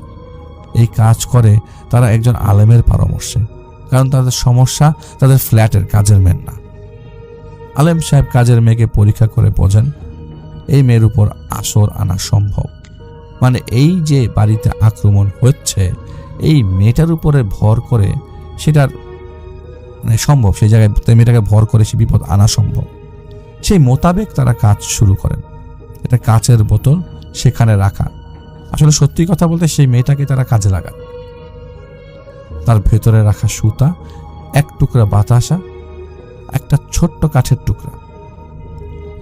এবার শুরু হয় বোতল বন্দির প্রক্রিয়া। বোতল বন্দি হবার সময় মেয়েটার উপর অনেক শক্তি দেখায় সেই মারদানা, তবুও তাকে বন্দি করে সেই আলেম নিয়ে যায়। আমি অবশ্য এত কিছু জানতাম না, আমি পরে জেনেছি। তারা আমার কাছে অনেক কথা লুকিয়েছিল। তো কিছুদিন পর একদিন রাতের খাবার তৈরি করার সময় মেঝেতে পড়ে যায় ওই মেয়েটা, কাজের মেয়েটা। কাটা মাছ ছিল তার সামনে। সেই কাটা মাছ থেকে বের হওয়া রক্ত নিজের হাতে মাখিয়ে এলা বলে চিৎকার করে হাসতে শুরু করে, আর কপালে সেই রক্ত লাগিয়ে দুই হাত মেলে ধরে সেই না থামা হাসি। মেয়েটা শ্বাস ফুরিয়ে শরীর নীল হয়ে যাচ্ছিল, ঠান্ডা হয়ে যাচ্ছিল সব, তবুও সে হাসছিল। এরপর কোনো একটা কারণে মেয়েটা জ্ঞান হারায়। ঘটনা এই পর্যন্তই। মেয়েটা পজেসড। আমি সেই বাসায় প্রবেশ করি। আমি মারদানাকে দেখতে পেয়েছিলাম। লম্বা পুরুষালী মেয়ে, চোখ একটা স্বাভাবিক, উপরটা একদম ভ্রু বরাবর, কালো হাতার কাপড়, মাটি রঙের শাড়ি। আমি চুপচাপ বসেছিলাম। কাজের মেয়েটা অন্য ঘরে ছিল। মেয়েটাকে আমার সামনে নিয়ে আসতে বললাম, বাকিদের বললাম দূরে থাকতে। মেয়েটা মাথা নিচু করে বসেছিল। আমি অনেকবার বলার পর সে আমার দিকে তাকায়, যেমনটা মনে করেন কেউ রেগে আছে। আপনি কাউকে বলেন আমার দিকে তাকাও, আসলে আমার দিকে তাকাও। হঠাৎ করে নিচু হয়ে মাথা থাকা অবস্থায় চোখটা উপরের দিকে তাকিয়ে যখন আপনার দিকে একটা ভয়ঙ্কর চেহারা দিবে, ভয়ঙ্কর সেই চেহারার কথা বলছি আমি। নিচু করে বসেছিল, হঠাৎ করে বলার পর সে আমার দিকে তাকায়। মেয়েটার চেহারা শ্যামলা, চোখটা বড়, থুতনিটা ভি শেপড, মাথায় চুল কম, কিন্তু ওর চোখ এক চোখ স্বাভাবিক, আরেক চোখ মারদানার মতো আরেক চোখ। আমার সামনেই উল্টে গিয়ে আবার আগের জায়গায় ফিরে আসে। তো আমি এটাকে চলে যেতে বললাম, কারণ মেয়েটা ক্রস ফায়ারের সামনে পড়ে গেছে। কিন্তু আসল ক্রস ফায়ার যার উপর পড়ার কথা তার উপর পড়ছে কিনা তা জানতে চাইছিলাম। আর আমি জানি বের করতে হয় কিভাবে। ঘরে আলো নিভিয়ে দেওয়া হলো, একটা বড় ড্রেসিং টেবিল টেবিলের সামনে টেনে আনা হলো। একটা মুখের অবয়ব আমি এঁকে নিলাম সেই আয়নায়। মুখের অবয়বটা সেই মারদানার সাথে সম্পূর্ণভাবে মিলে যায়। মোমের আলো জ্বালাবার পর পরিবেশ নিজ থেকেই বদলে যায়। পরিবেশ আমাদের উপর প্রভাব ফেলে ঠিক এইভাবে। আর এই পরিবেশ তৈরি করার পেছনের উদ্দেশ্য একটাই, আসল লোককে যার সাথে মারদানা রয়েছে। প্রথমে সেই ব্যক্তিকে এনে বসালাম যে পুতুল দেখেছিল আগে। তাকে বললাম কিছু আয়াত বারবার পড়তে। তাকে বলেছিলাম ওই চেহারার দিকে তাকিয়ে সেই আয়াত পড়তে বারবার। আমি লক্ষ্য করছিলাম তাকে সবচেয়ে বেশি, কিন্তু সে মারদানার শিকার না, এটা পরিষ্কার হয়ে যায়। কয়েকজন চলে যাবার পর এলেন এই পরিবারের এক ছেলের বউ। এনাকে দেখা মাত্র আমি শিওর ছিলাম সেই মারদানার নিয়ন্ত্রণে, কারণ তার নাকের নিচে লোক পরিষ্কার করার একটা লক্ষণ দেখা যাচ্ছে। ইনি এসে বসার পর আমি ইচ্ছা করেই অন্য আয়াত পড়তে বলি। যিনি বসার পর থেকেই না শান্তি পাচ্ছিল না। আমি আরো শিওর হলাম এই মহিলাই মারদানার হাতে আছে। সে সূরার আয়াত পড়ল, কিন্তু হাঁসফাঁস করছেন তিনি, শ্বাস নিচ্ছেন তিনি, হেঁচকি আসার মতো এক অবস্থা। এই ধরা যায় এই টাইপের। আমি আয়নায় দেখতে পাচ্ছি মারদানার চেহারা একদম পরিষ্কার। মহিলার বাম কাঁধের উপর থুতনি রেখেছে সে, আর এই মহিলাও বাম দিকে ঝুঁকে আছে। মারদানার সেই চেহারায় ছিল হাসি, মারাত্মক হাসি। কিন্তু এটাও খেয়াল করলাম মারদানার চোখ একটা যেটা ভ্রুর দিকে থাকার কথা সেখানেই আছে, তবে একটা পরিবর্তন। কেন জানি মনে হলো কেউ ইচ্ছা করেই এমন করেছে, মানে কিছু একটা এখানে হয়েছে, মারদানার সাথে হচ্ছে। এদিকে মহিলা অজ্ঞান হয়ে পড়ে গেলেন। বলেছিলাম না আয়নায় আমি মারদানাকে দেখেছিলাম বাম কাঁধে থুতনি রাখতে। এবার সেই মহিলা পড়ে যাবার পরেও সে বসে রয়েছে সেখানে, আমার দিকে সে তাকিয়ে আছে, হিংস্রতা তার চেহারার মধ্যে। কিন্তু একটা কষ্ট, একটা ব্যথা আমি টের পেলাম নিজের ভেতর। তন্ত্র, হ্যাঁ তন্ত্র। মারদানা যে আমার সামনে, সে এমন কেউ, হয় সে দামরি নইলে সে শৈল্যা। তন্ত্র কঠিন হয় কারণ এর নিয়ন্ত্রণ থাকে তান্ত্রিকের হাতে, এন্টিটির হাতে না। এক জায়গায় যদি সমাধান আনা যায় তাহলে আরেক ফ্রন্টে আক্রমণ করে। তান্ত্রিককে হারানো সহজ হয় না, কারণ সে মানুষ। নিত্য রাস্তা তাকে বের করতে হয় এবং বের করে সে আক্রমণ চালিয়েই যায়। মারদানা হাসলো এক আদি ভৌতিক কণ্ঠে। সে বলল, আরে হে এলো, আমি কো এলে খাকুন বেশিয়ম বেশিয়ম। আমি আলো জ্বালিয়ে দিতেই সেই মহিলা যে জ্ঞান হারিয়েছিল তার শরীর ঝাঁকি দিয়ে উঠল। আমি তাদেরকে বলে দিলাম, সমস্যা আপনাদের, ক্ষতির উদ্দেশ্য আমি জানি না, কিন্তু এই নারীর উপর তার প্রভাব বেশি। পরে কি করতে হয় আমি জানাবো। এই কথা বলে আমি চলে আসি। কিন্তু সহজেই পথ কি পাওয়া যায়? না, তা হয় না। আমি রাস্তা খুঁজতে শুরু করলাম। দামরিয়া শৈল্যা যেই হোক না কেন, তাদের নিয়ন্ত্রণ তান্ত্রিকের হাতে। আমি চোখ বন্ধ করে বসে আছি। মারদানা আমার কল্পনায় তার ভয়ানক রূপ দেখাচ্ছে। তখন আমার কানের কাছে শব্দ এলো, মাস্টার। ডাকটা শুনে আমি তাকালাম শব্দের দিকে। আমার ঘরের জানালায় বসা ছিল একটা কবুতর, যেন কথাটা আমাকে কবুতর নিজেই বলল। আমি উঠে কবুতরের কাছে যে দাঁড়ালাম, জিজ্ঞেস করলাম, এই কে রে তুই? কবুতরটা উড়ে চলে গেল। সাথে সাথে একটা পাতিল বা ডেকচি পড়ে যাবার শব্দ এলো। এমন ভাবে পড়ে যে গড়াগড়ি দিচ্ছিল রীতিমতো। আমি সেই শব্দটা খুঁজতে বের হই, কিন্তু কোনো পাতিল পড়েনি কোথাও। আমি ভাবতে লাগলাম, এমন হবে কেন? মনে আছে, আমার এখনো সেই রাতের কথা মনে আছে। সেই জিন ভর্তি বাড়িতে প্রবেশ করা, এরপর পাতিল মাটির ভেতর থেকে বের করা, সব মনে পড়ে আমার। কিন্তু এর মানে কি? আমাদের জীবনের অতীত তার ছায়া ফিরিয়ে নিয়ে আসে, কোনো না কোনোভাবে অতীত ফিরে আসে। এই ক্ষেত্রে, এই মারদানা কেসের ক্ষেত্রে আমার অতীত ফিরে এসছে। একা খুঁজতে শুরু করলাম কিভাবে সমাধান করা সম্ভব। কাউকে বন্দি করা সহজ না, আবার কাউকে বন্দি না করে সমাধান আশা করা কঠিন। একটা মাত্র উপায়, তালাশ। তালাশ অনেক কঠিন ছিল, এক সময় আমার জন্য অনেক কঠিন ছিল, কিন্তু আজ তা কঠিন না। নিজের সম্পূর্ণ চেতনা শক্তিকে শান্ত করে, নিঃশ্বাসকে নিয়ন্ত্রণ করে জিকির শুরু করার পর ধীরে ধীরে সেই স্টেজে পৌঁছানো সম্ভব। আমি জিকির করছি, চোখে দেখতে পাচ্ছি গুমট কালো আকাশ, গোধূলির সময় ঝড়ের পরিবেশ। বৃষ্টি হয়ে যাবার পর পানি কল কল করে বয়ে যাচ্ছে। একটা কাঁচা আম টুপ করে পড়লো একটা গাছের গোড়ায়। যেই গাছের গোড়ায় আম পড়লো, সেই আম গাছ, সেখানে কোনো আম গাছ ছিল না। সেই আম পানি থেকে ভেসে উঠল, অনেকগুলো সুই ফুটানো নিয়ে, একজোড়া হাত, কাঁধে গেরুয়া বসন। আম নিজ হাতে যখন তুলে নিল, তখন হাতের পেশির বদলে দেখা যাচ্ছে হাড্ডি, হাড়, হাতের হাড় মানুষের। সেই কাঁচা আম, পিন গাঁথা সেই কাঁচা আম সেই ব্যক্তি পুঁতে দিল মাটিতে। জায়গাটা অচেনা, তবে কে যেন এই মাটিতে, সেই মাটিতে, সেখানে আম পোতা, সেখানে নিজের মাথা নিজেই আছাড় মারছিল। ব্যাস এটুকুই দেখলাম আমি। আর আমি জানি আমার ঘোর বাস্তব হয় খুব দ্রুত। সেদিন রাতের দিকে আমার কাছে প্রথম ফোন আসে ওই মহিলা যিনি অজ্ঞান হয়ে গিয়েছিলেন।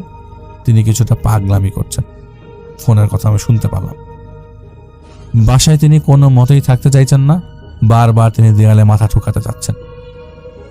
এই কথা শোনা মাত্র আমার ভোর রাতের ঘোরের কথা মনে পড়ে যায়, যে ঘোরের মধ্যে আমি যা দেখছিলাম। আমি সাথে সাথেই বের হই এবং ঘন্টা খানেক পর আমি সেখানে পৌঁছাই। ওই মহিলার শক্তি প্রায় শেষ, তবু মারদানার উপর চাপ প্রয়োগ, মারদানা তার উপর চাপ প্রয়োগ করে যাচ্ছে, যাতে সে এখান থেকে সহজে পালাতে পারে। আমি কাউকে কিছু বলতে দিলাম না।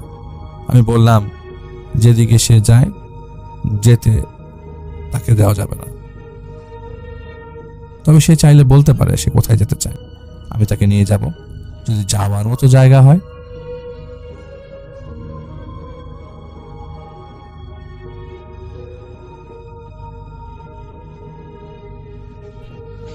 আমার মাথায় মারাত্মকভাবে তখন চিলিক মেরে ওঠে। আমার চারপাশ কেমন যেন অন্ধকার, শরীরের শিহরণ বয়ে যাচ্ছে, কেন যেন মনে হচ্ছে আমি বাতাসে ভেসে আছি। মারদানাকে দেখা যাচ্ছে, ওর চেহারায় যেন সূর্যাস্ত যাবার আভা পড়ছে, চুলগুলো ভয়ানক ভাবে উঠছে, চোখ একটা ভ্রুয়ের জায়গায়, ঠোঁট আঁকা বাঁকা কান পর্যন্ত। সে বলল, ওই যে ওইখানে। এটা বলে সে আমাকে দেখালো একটা জায়গা, মাটি সেখানে ভেজা, একটু গুঁড়ো গুঁড়ো মাটি, সেখান থেকে যেন শব্দ আসছে, ধক ধক ধক ধক ধক ধক, হৃৎপিণ্ডের শব্দ। পাশে একটা নেম প্লেট দেখা যায়। প্রচন্ড ভাবে চিলিক দিয়ে উঠল আমার মাথায়। মারদানা, যার উপর ছায়া ফেলে রেখেছে, সে আমার দিকে তাকিয়ে আছে আর নিঃশ্বাস নিচ্ছে।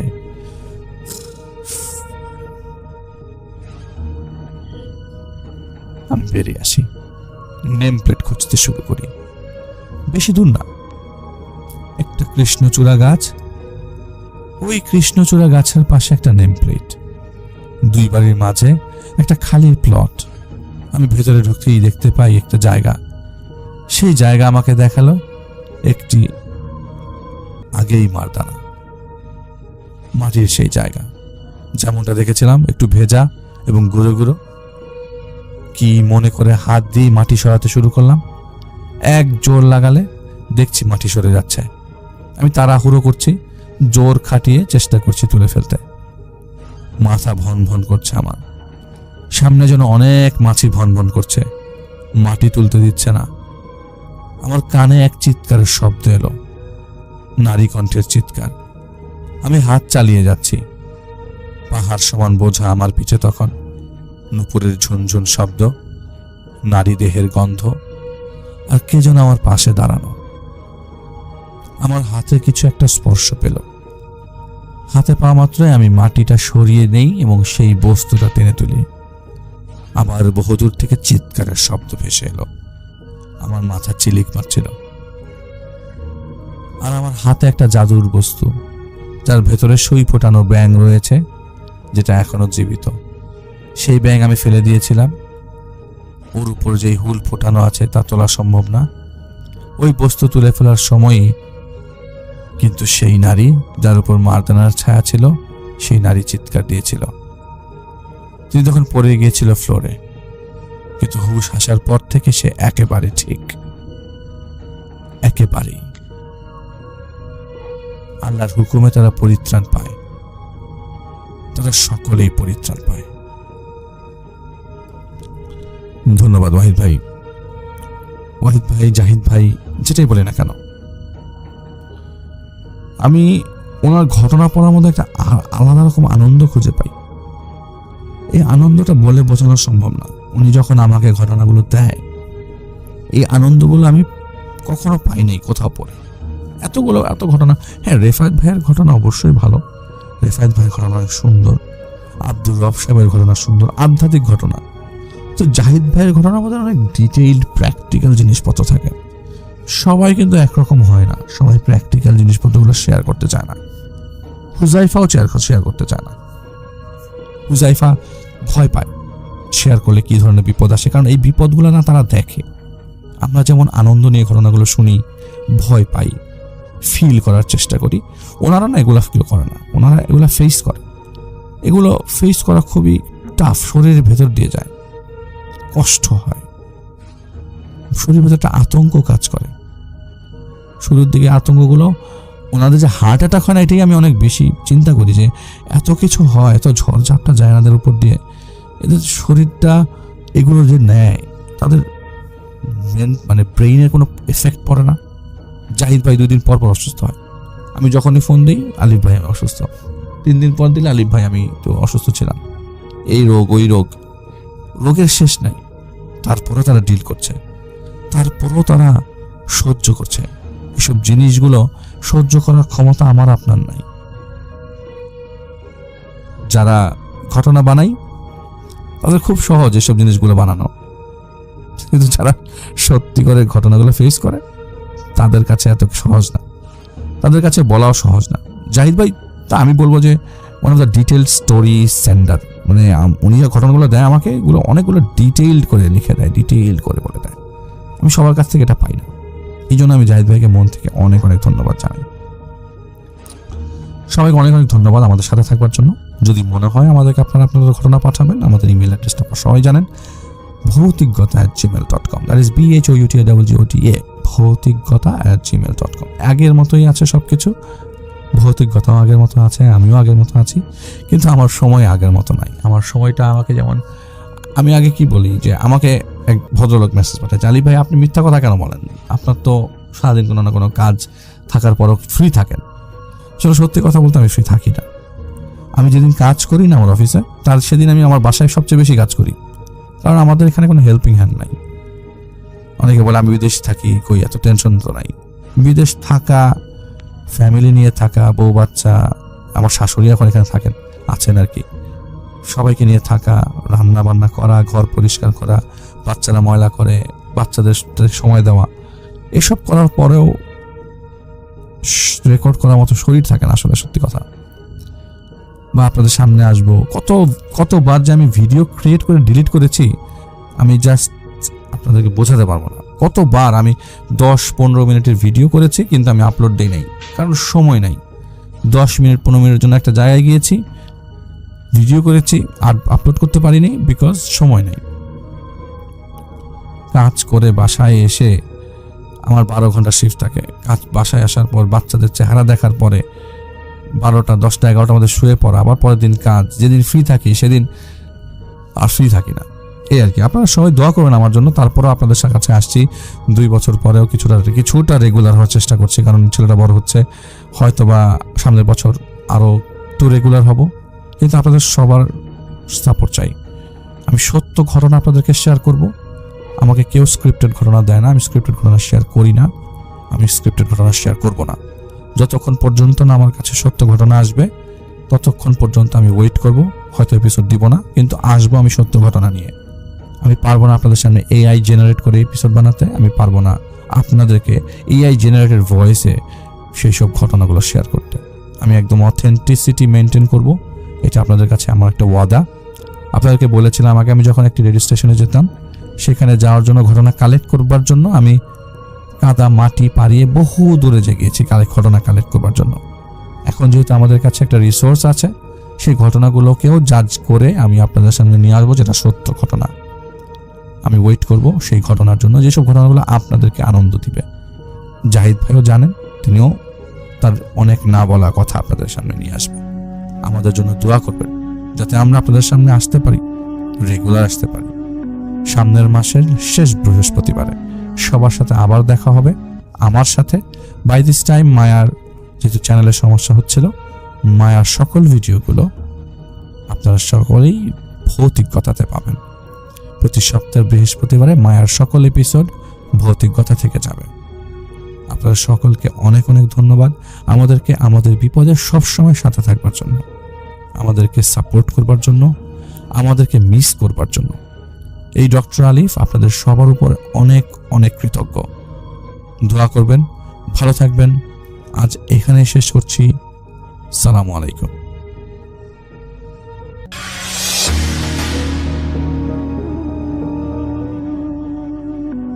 আজ আমি যেটা লিখতে বসেছি, সত্যি বলতে গেলে বহুদিন ধরে ভেবেছি এটা লিখব কি লিখব না, কারণ একবার লিখে ফেললে ব্যাপারটা যেন আরও বেশি সত্যি হয়ে যায় আর আমার নিজেরই ভয়টা বেড়ে যায়। তবুও শেষ পর্যন্ত মনে হলো ঘটনাটা আমার একার মধ্যে চেপে রাখার দরকার নেই। যদি কেউ পড়ে একটু সাবধান হয় কিংবা বোঝে যে শহরের চকচকে নতুন ফ্ল্যাটের দেওয়ালের ওপারেও কত অদ্ভুত জিনিস লুকিয়ে থাকতে পারে, তাহলেই লাভ। ঘটনাটা একেবারে আমার নিজের, আর এটা নিউ টাউনের একটা নতুন ফ্ল্যাটে ঘটেছিল। সে সময় আমি প্রায় 1 বছর হলো ওখানে শিফট করেছি। নিউ টাউনের সেক্টর ভি থেকে বেশি দূরে নয়। একটা ফ্ল্যাট ভাড়া নিয়েছিলাম। তখনকার দিনে ওই হাউজিং কমপ্লেক্সটা একেবারে নতুন, বেশিরভাগ ফ্ল্যাট তখনও খালি, অনেকেই তখনও শিফট করেনি। সেই জন্যই হয়তো ওই সময়কার টাওয়ারগুলো দেখতে কেমন ফাঁকা ফাঁকা লাগতো। রাতে আলো জ্বললেও চারপাশে লোকজন কম। আমি একা থাকতাম, কারণ অফিসের জন্য নিউ টাউনে আসা। দিনগুলো ব্যস্ততার মধ্যে দিয়েই যেত। অফিস, ফিরতি, বাজার, রান্না, তারপর টিভি বা মোবাইল ঘাঁটতে ঘাঁটতে ঘুম। শুরুতে সব কিছু আমার একেবারে স্বাভাবিকই মনে হচ্ছিল। ফ্ল্যাটটা ছিল 7 তলায়। ঘরগুলো একেবারে চকচকে, নতুন রং, নতুন টাইলস। ব্যালকনি থেকে নিচে তাকালে দূরে ইএম বাইপাসের আলো দেখা যেত। প্রথম দিকে আমি খুব খুশিই ছিলাম। ভাড়াও তুলনামূলকভাবে কম ছিল, হয়তো তখনও পুরো বিল্ডিংটা সেল আউট হয়নি বলে। কিন্তু কিছুদিন যেতে না যেতেই ছোটোখাটো কিছু অদ্ভুত ব্যাপার চোখে পড়তে শুরু করলো। প্রথম কয়েক সপ্তাহ আমি তেমন পাত্তা দেইনি। ধরুন রাত 3টে থেকে 4:30-এর সময় হঠাৎ ঘুমটা ভেঙে গেল। মনে হলো কার যেন পায়ের শব্দ ভেসে আসছে করিডোর থেকে, কিন্তু বেরিয়ে দেখলে ফাঁকা। আমি ভেবেছিলাম হয়তো সিকিউরিটি বা অন্য ফ্ল্যাটে কেউ আসা যাওয়া করছে। একদিন রাত 1টার সময় ল্যাপটপে কাজ করছিলাম। হঠাৎ মনে হলো ব্যালকনিতে যেন হাওয়ার সঙ্গে কারোর দাঁড়িয়ে থাকার মতো চাপা উপস্থিতি টের পাচ্ছি। পর্দা টেনে বাইরে তাকালাম, না, কেউ নেই। ব্যালকনি পুরো ফাঁকা। আবার নিজের মনে বললাম, এত ভাবছিস কেন? নতুন ফ্ল্যাট, একা থাকিস, মাথার ভ্রম হয়তো। কিন্তু অদ্ভুত জিনিসটা ঘটতেই লাগলো। একদিন অফিস থেকে ফেরার সময়, তখন রাত মোটামুটি 10টা, আমি লিফটে উঠলাম। একেবারে নর্মাল দিন। 7 তলার বাটন চাপলাম, কিন্তু লিফট 7 তলায় না গিয়ে 8 তলাতে চলে গেল। অবাক হয়ে গেলাম, কারণ 8-এ তো কেউ ওঠেনি। তখনও প্রায় অর্ধেক ফ্ল্যাট খালি। লিফটের দরজাটা খুলল। সামনে অন্ধকার করিডোর। একটা ফ্ল্যাটের নাম্বার প্লেটে 802 লেখা, কিন্তু পুরো ফ্ল্যাট তালাবদ্ধ। আমি তখন মুচকি হেসে নিজেকে শান্ত করলাম, এগুলো তো লিফটের সিস্টেমে প্রোগ্রামের এরর। কিন্তু সেদিন রাতে ঘুমোতে গিয়ে বারবার মনে হচ্ছিল আমি লিফটে একা ছিলাম তো। ঘটনার মোড় বদলালো এর কয়েকদিন পর। আমি এক শনিবার রাতে শুয়েছিলাম, টিভি বন্ধ, ঘর একেবারে নিস্তব্ধ।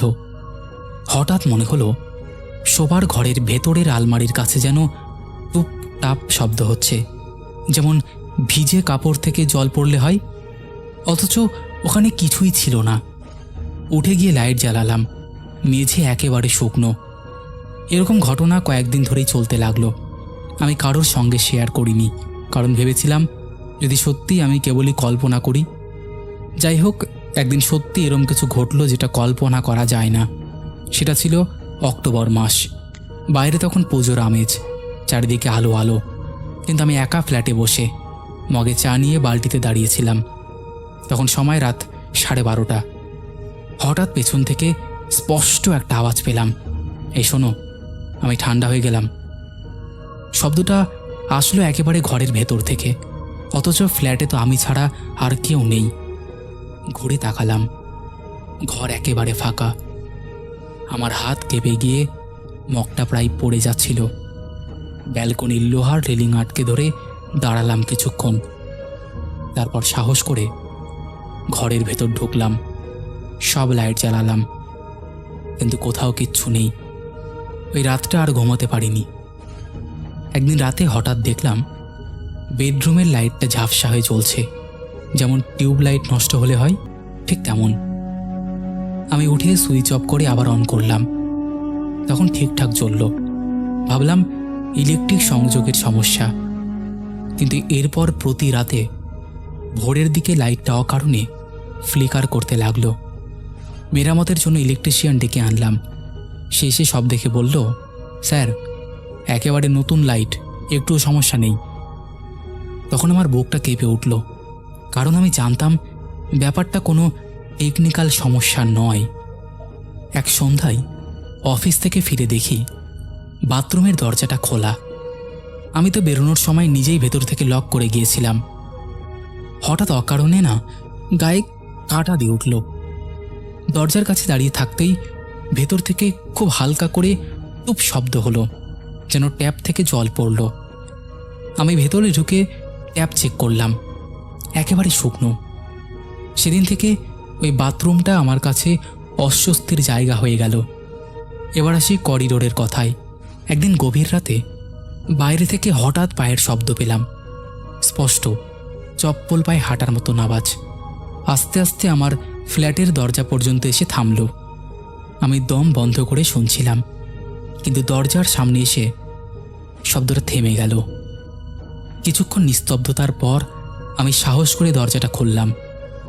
বাইরে ফাঁকা করিডোর, চারিদিকে অন্ধকার, কোথাও কেউ নেই। সেদিন প্রথম বুঝলাম এগুলো সেফ আমার ভ্রম নয়। পরদিন লিফটে উঠতে গিয়ে নিচতলার এক প্রতিবেশীর সঙ্গে কথা হলো। উনি হেসে হেসে বললেন, আপনি তো নতুন এসেছেন তাই তো? ফ্ল্যাটে ঠিকঠাক থাকছেন তো? আমি মুচকি হেসে বললাম, জি হ্যাঁ। কিন্তু উনি আর কিছু বললেন না, শুধু একবার কেমন অদ্ভুত চোখে তাকালেন। সেদিন রাতে ভেবেছিলাম হয়তো উনিই কিছু জানেন, কিন্তু বলতে চান না। এরপর থেকে আমি প্রায় প্রতি রাতেই অদ্ভুত স্বপ্ন দেখতে শুরু করলাম। স্বপ্নে দেখি আমার ফ্ল্যাটে আরেকজন মানুষ আছে। মুখটা স্পষ্ট দেখি না, কিন্তু বুঝতে পারি সাদা পোশাক পরে আছে। ও ঘরের এক কোণে দাঁড়িয়ে থাকে। আমি তাকে জিজ্ঞাসা করি, কে তুমি? কিন্তু কোনো উত্তর দেয় না। স্বপ্ন দেখে হঠাৎ ঘুম ভেঙে দেখি ঘরের ভেতর সত্যি যেন একটা উপস্থিতি রয়ে গেছে। নিস্তব্ধ ঘরের মাঝেও শ্বাস নেওয়ার মতন হালকা শব্দ। লিফট আবারও খেল দেখালো। একদিন রাত 10টার দিকে নিচে নামছিলাম বাজার করতে। লিফটে ঢুকে গ্রাউন্ড ফ্লোর চাপলাম। লিফট নামার বদলে ওপরে উঠতে শুরু করলো। সরাসরি 8তম তলায় গিয়ে থামল। দরজা খুলতেই দেখলাম 802 ফ্ল্যাটের দরজা হাত খোলা, অথচ যতদূর জানতাম ওই ফ্ল্যাটে কেউ থাকে না। আমার বুকের ভেতর যেন হৃৎপিণ্ড ছুটে বেরিয়ে আসবে। ভয়ে না ঢুকে লিফটের দরজা বন্ধ করে আবার গ্রাউন্ড ফ্লোরে নেমে গেলাম। নিচে গিয়ে সিকিউরিটিকে জিজ্ঞেস করলাম, দাদা 802 কেউ থাকেন নাকি? সে অবাক হয়ে বলল, না তো, ওটা এখনো খালি, লক করে দেওয়া আছে। আমি আর কিছু বললাম না, শুধু মাথা নাড়লাম। এরপর শুরু হলো অন্য ভয়। রাত গভীর হলে ফ্ল্যাটে এক অদ্ভুত গন্ধ ছড়িয়ে পড়তে লাগলো। পুরনো ভিজে কাপড়ের সঙ্গে পচা কিছুর গন্ধ মিশে, যা সহ্য করা যায় না। আমি বারবার সব জানলা খুলে দিচ্ছিলাম, এয়ার ফ্রেশনার ছিটাচ্ছিলাম, কিন্তু কোনো কাজ হচ্ছিল না। ভোর হলে গন্ধটা মিলিয়ে যেত। এত কিছুর পরেও আমি থাকার জায়গা বদলাইনি। এদিকে কাজের চাপ, অন্যদিকে আবার মনে হচ্ছিল হয়তো এসব কাকতালীয়। কিন্তু আমি জানতাম না সামনে আসল ভয়ঙ্কর জিনিসটা অপেক্ষা করছে। যত দিন যাচ্ছিল আমি ততটাই মানসিকভাবে ক্লান্ত হয়ে পড়েছিলাম। ঘুম আসছিল না। অফিসে বসে মনোযোগ হারাচ্ছিলাম। সহকর্মীরা জিজ্ঞেস করতো, তুই এত ফ্যাকাশে দেখাচ্ছিস কেন? আমি কিচ্ছু বলতাম না। ভেতরের কথা বললে সবাই হয়তো ভাবতো আমি পাগল হয়ে যাচ্ছি। এরপর এক রাতে বেডরুমে শুয়ে ফোন কল করছিলাম। হঠাৎ চোখের কোণে টের পেলাম পর্দার পেছনে কেউ নড়ল, স্পষ্ট সাদা কিছু একটা। আমি ঝট করে তাকাতেই দেখলাম পর্দাটা একটু দুলছে, যেন কেউ সবে পাশ কাটল। দৌড়ে গিয়ে পর্দা সরালাম। ব্যালকনি ফাঁকা, বাইরে তালাবদ্ধ গেট, আর আমি জানতাম ওই মুহূর্তে ব্যালকনিতে কারোর ঢোকার প্রশ্নই নেই। গলার ভেতর শুকনো একটা কণ্ঠস্বর আটকে গেল। ভয়ে মনে হচ্ছিল বুক ফেটে যাবে। অফিস থেকে ফিরেই অভ্যাস মতো আমি ডাইনিংয়ের টেবিলের চাবি মানিব্যাগ রাখতাম।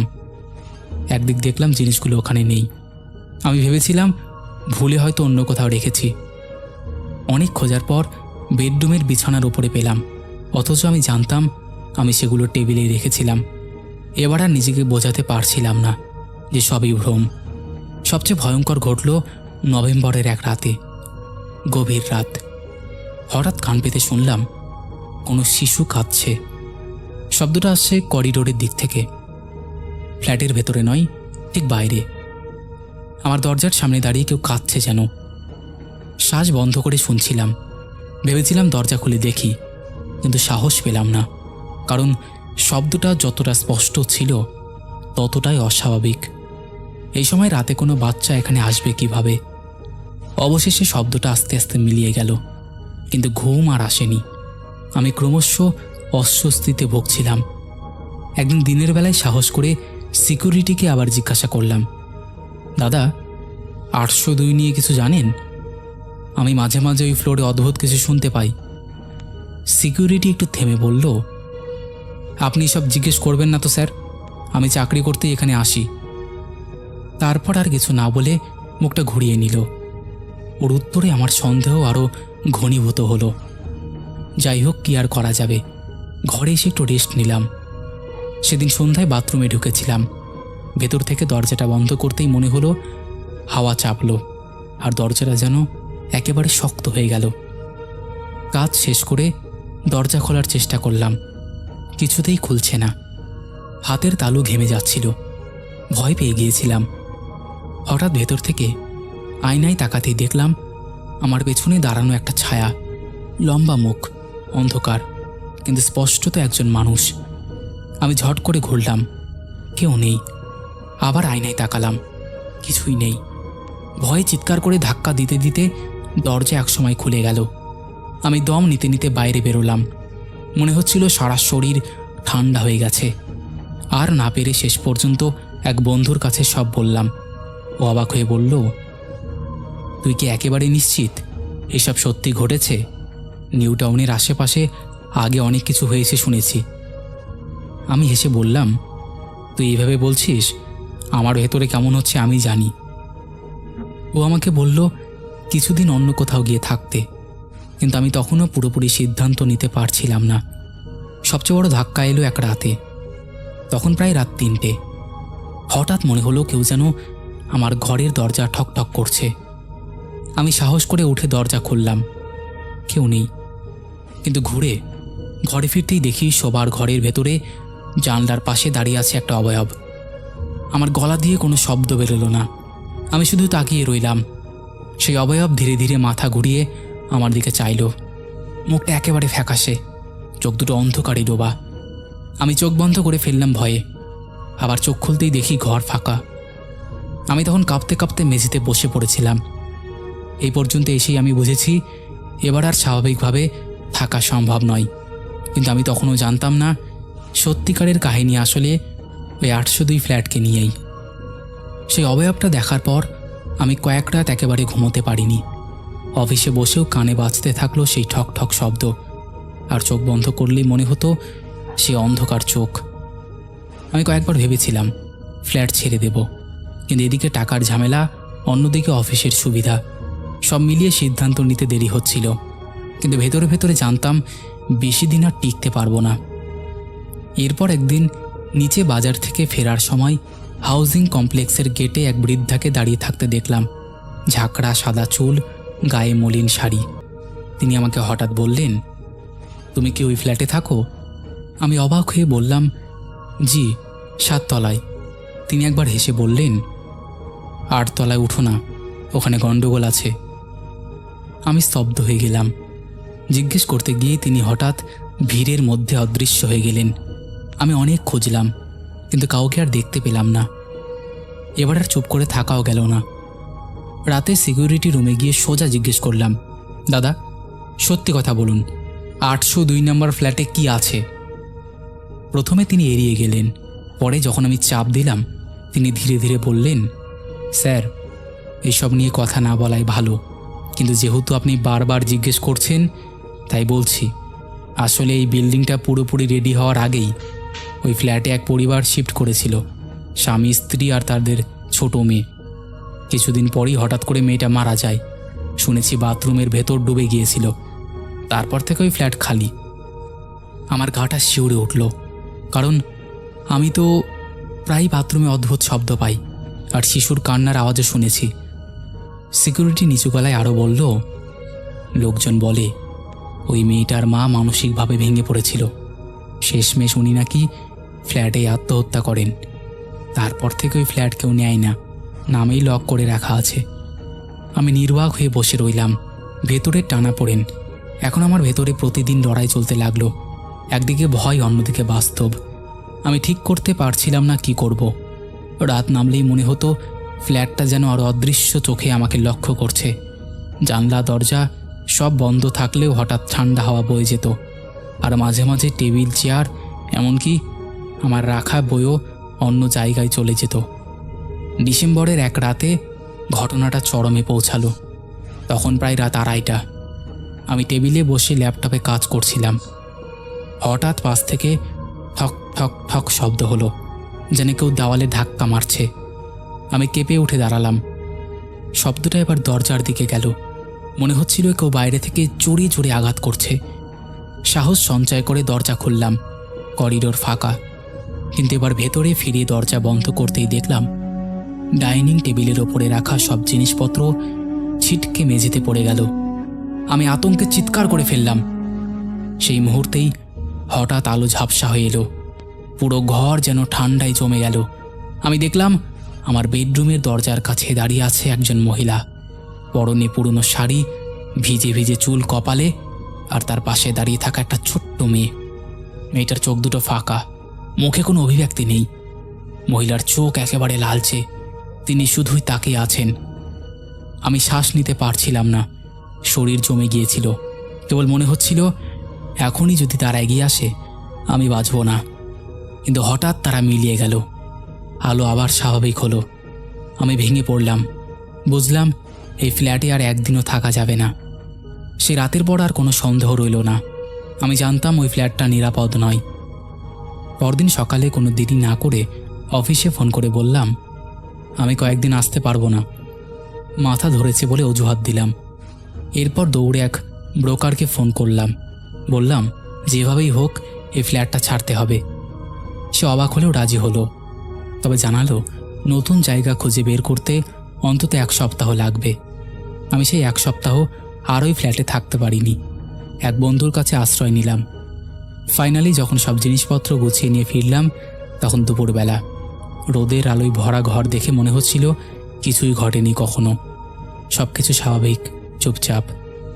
আমি আর এক মুহূর্ত দেরি করলাম না, তড়িঘড়ি সব গুছিয়ে বাইরে বেরিয়ে এলাম। চাবি জমা দিতে গিয়ে সিকিউরিটি একবার কেবল তাকালো, বলল, স্যার আপনি ঠিকই করেছেন চলে গিয়ে। অনেকেই চেষ্টা করেছিল থাকতে, কেউ টিকতে পারেনি। এরপর নিচু গলায় যোগ করলো, আসলে ওই মা আর মেয়ের আত্মা এখনও শান্তি পায়নি। আমি আর কোনো উত্তর দিলাম না। আজও মনে পড়ে ফ্ল্যাট ছেড়ে দেওয়ার পর কয়েক মাস লেগেছিল স্বাভাবিক হতে। রাতে ঘুম আসতো না, বারবার মনে হতো পেছনে কেউ দাঁড়িয়ে আছে। আজও যখন নিউ টাউনের ওই ফ্ল্যাটের সামনে দিয়ে যাই গাটা কেমন করে ওঠে। দূর থেকে 8 তলার ব্যালকনির দিকে তাকালে মনে হয় কেউ দাঁড়িয়ে আছে, একেবারে নিঃশব্দে।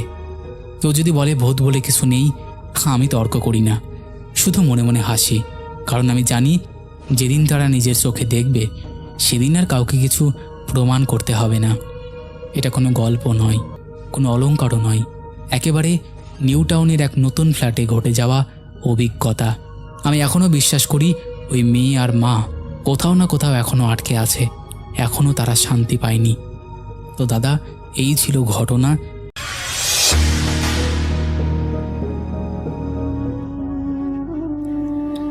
ঠিক তখনই আয়নাটার দিকে চোখ যেতেই আমার কলিজা যেন ছিঁড়ে গেল। বাইকের হেডলাইটের আলোয় আমার পিছনের লুকিং গ্লাসে স্পষ্ট দেখতে পাচ্ছিলাম রাস্তায় কোনো জোনাকি নেই। ওই জোনাকের আলো বলে যা ভাবছিলাম সেগুলো আসলে শত শত উপড়ে নেওয়া জ্বলন্ত চোখ যা শূন্যে ভাসছে। আর আমার কাঁধে রাখা সেই হাত দুটোর নখগুলো মুহূর্তের মধ্যেই 4 থেকে 5 ইঞ্চি লম্বা হয়ে আমার চামড়াগুলো ভেদ করে ভেতর ঢুকে গেল। একটা তীব্র পচা গ্লাসের গন্ধে আমার ফুসফুস অবশ করে দিচ্ছিল।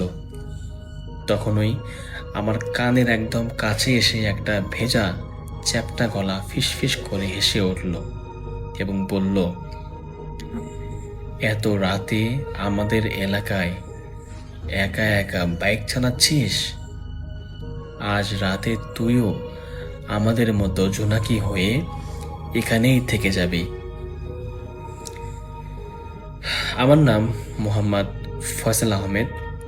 এই ঘটনা ঘটেছিল 2025 সালের সেপ্টেম্বর মাসের শেষের দিকে। আমি কুষ্টিয়া শহরে হাউজিং এলাকায় থাকি এবং পেশায় আমি একজন সফটওয়্যার ইঞ্জিনিয়ার। কাজের প্রয়োজনে মাঝে মাঝেই আমাকে নিজস্ব মোটর সাইকেলে করে ঝিনাইদহ সদরে যেতে হতো। সেদিন ছিল একটা গুমোট মঙ্গলবার। ঝিনাইদহের একটা ক্লায়েন্টের অফিসিয়াল কাজ শেষ করতে করতে আমার রাত প্রায় 11টা বেজে গেল। কুষ্টিয়া ফেরার প্রধান হাইওয়েটা বাদ দিয়ে আমি একটু শর্টকাটের আশায় হরিণা কুণ্ডুর ভেতরের গ্রামীণ পিচ ঢালার রাস্তা দিয়ে ধরলাম। আমি জানতাম রাস্তাটা একটু নিরিবিলি, কিন্তু রাত 12টার দিকে যে পরিস্থিতিটা এতটা ভয়ানক হয়ে উঠবে সেটা আমার ধারণার বাইরে ছিল। রাস্তার দুপাশে মাইলের পর মাইল শুধু ধানের ক্ষেত, আর মাঝে মাঝে দু একটা বিশাল শেওড়া ও বাঁশঝাড়। হুট করেই চারপাশটা কেমন যেন ভারী কুয়াশায় ঢেকে গেল। সেপ্টেম্বর মাসে এমন ঘন কুয়াশা হওয়াটা খুব অস্বাভাবিক ছিল। কুয়াশা এতটাই তীব্র ছিল যে আমার বাইকের হাই বিম লাইটেও সামনে 10 ফিট রাস্তা পরিষ্কার দেখা যাচ্ছিল না। বাধ্য হয়ে আমি বাইকের গতি কমিয়ে 20 নামিয়ে নিয়ে এলাম। ঠিক তখনই আমি লক্ষ্য করলাম রাস্তার দুপাশের বাঁশঝাড় আর ধানের ক্ষেত থেকে হাজার হাজার জোনাকি পোকা একসাথে জ্বলছে আর নিচ্ছে। সবুজ আর হলুদ রঙের সেই আলোয় পুরো রাস্তাটা কেমন যেন মায়াবী এবং একই সাথে থম থম লাগছিল। হঠাৎ করেই আমার বাইকের ইঞ্জিনটা একটা অদ্ভুত শব্দ করে বন্ধ হয়ে গেল।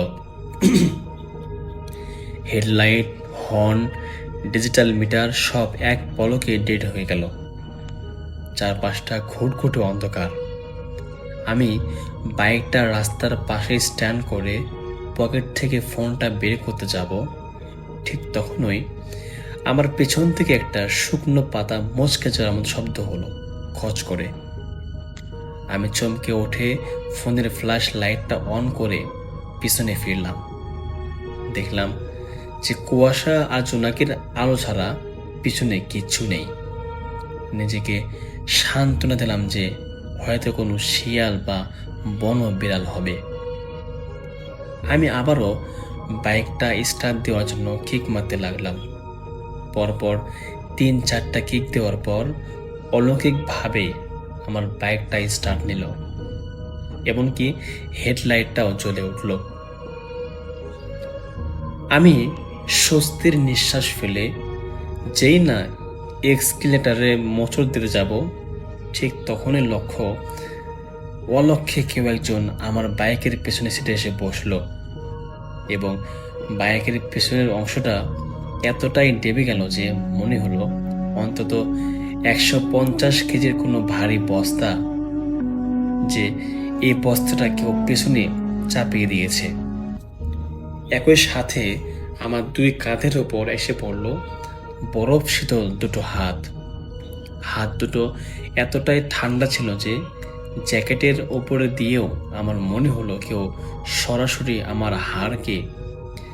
হাড়ে বরফ ছোঁয়াচ্ছে। ভয়ে আমার পুরো শরীর অবশ হয়ে গেল, গলা শুকিয়ে কাঠ। আমি কোনো মতে সাহস সঞ্চয় করে বাইকের লুকিং গ্লাসের দিকে তাকালাম, আর তখনই আমার চোখের সামনে ভেসে উঠল সেই হাড় হিম করা দৃশ্য যা আমি আগেই বলেছি। লুকিং গ্লাসে পিছনে কোনো মানুষের অবয়ব ছিল না, শুধু দুটো কুচকুচে কালো লম্বা হাত আমার কাঁধে আমার কাঁধটাকে খামচে ধরে রাখছে। আর চারপাশের ওই জোনাকিগুলো আসলে কোনো জোনাকি ছিল না, ওগুলো ছিল শত শত উপড়ে নেওয়া মানুষের জ্বলন্ত চোখ, যা কুয়াশার মধ্যে শূন্যে ভাসছিল।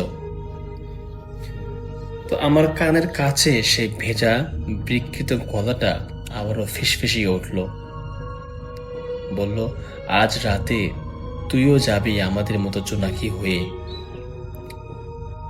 তার মুখের সে তীব্র পচা গন্ধটা আর বাতাসের হিমশীতল ঠান্ডা আমাকে প্রায় অচেতন করে ফেলছিল। বাইকের এক্সিলারেটরটাও জ্যাম হয়ে সর্বোচ্চ গতিতে মোচড় খেয়ে রইল। বাইক তখন আমার নিয়ন্ত্রণে মোটেও নেই। ওটা তীব্র গতিতে রাস্তার পাশের একটা বিশাল অন্ধকার বাস ছাড়ের দিকে ছুটতে চলল। আমিও বুঝতে পারলাম যে আজকে আমার মৃত্যু অবধারিত। ঠিক যখন বাইকটা বাস ছাড়ের ধারালো কঞ্চির ভেতর ঢুকে যাবে, আমি আমার সমস্ত শক্তি দিয়ে শেষবারের মতো চিৎকার করে উঠলাম, ইয়া আল্লাহ, আমাকে বাঁচাও। আল্লাহর নাম মুখে দিয়ে বের হওয়ার সাথে সাথেই পিছনের সেই ভারী ওজনটা এক ঝটকায় গায়েব হয়ে গেল। একটা তীক্ষ্ণ কান ফাটানো অমানসিক চিৎকারে বাতাসে মিলিয়ে গেল। বাইকের নিয়ন্ত্রণটা ফিরে পেয়ে আমি হার্ড ব্রেক কষলাম। বাইকটা উল্টে গিয়ে আমি রাস্তার পাশে ধানের খেতে আছড়ে পড়লাম। পরদিন ভোরবেলা স্থানীয় কৃষকরা আমাকে অচেতন অবস্থায় উদ্ধার করেন এবং উপজেলা স্বাস্থ্য কমপ্লেক্সে নিয়ে যান। সুস্থ হয়ে আমি তখন গ্রামের মোতাব্বর মজিদ মিয়াকে এই ঘটনা খুলে বলি। তখন তিনি দীর্ঘ শ্বাস ফেলে বলেছিলেন, বাবা, তুমি বরাত ভাগ্যে জোরে বেঁচে গেছো। আজ থেকে প্রায় 5 বছর আগে ওই বাঁশের মাথায় বজ্রপাতে একসাথে 7 জন কৃষক মারা গিয়েছিল, যাদের লাশগুলো চেনার কোনো উপায় ছিল না। তারপর থেকে আমাবস্যার আশেপাশে ওই রাস্তার কুয়াশা নামলে কেউ আর আস্ত বাড়ি ফেরে না। ওখানকার জোনাকিগুলো আসলে সাধারণ কোনো পোকা না, ওটা আসলেই অন্য কিছু। আজও মাঝরাতে যখন আমি বাইরে জোনাকি পোকার আলো দেখি, আমার চোখের সামনে ভেসে ওঠে সেই কুয়াশায় ঘেরা রাস্তা আর কাঁধের উপর চেপে বসা সেই বরফ শীতল নখগুলোর স্পর্শ। মনে হয় এই বুঝি পিছনের সিট থেকে কেউ আবার ফিসফিসিয়ে বলে উঠবে, আজকে তোমাকে সাথেই নিয়ে যাব।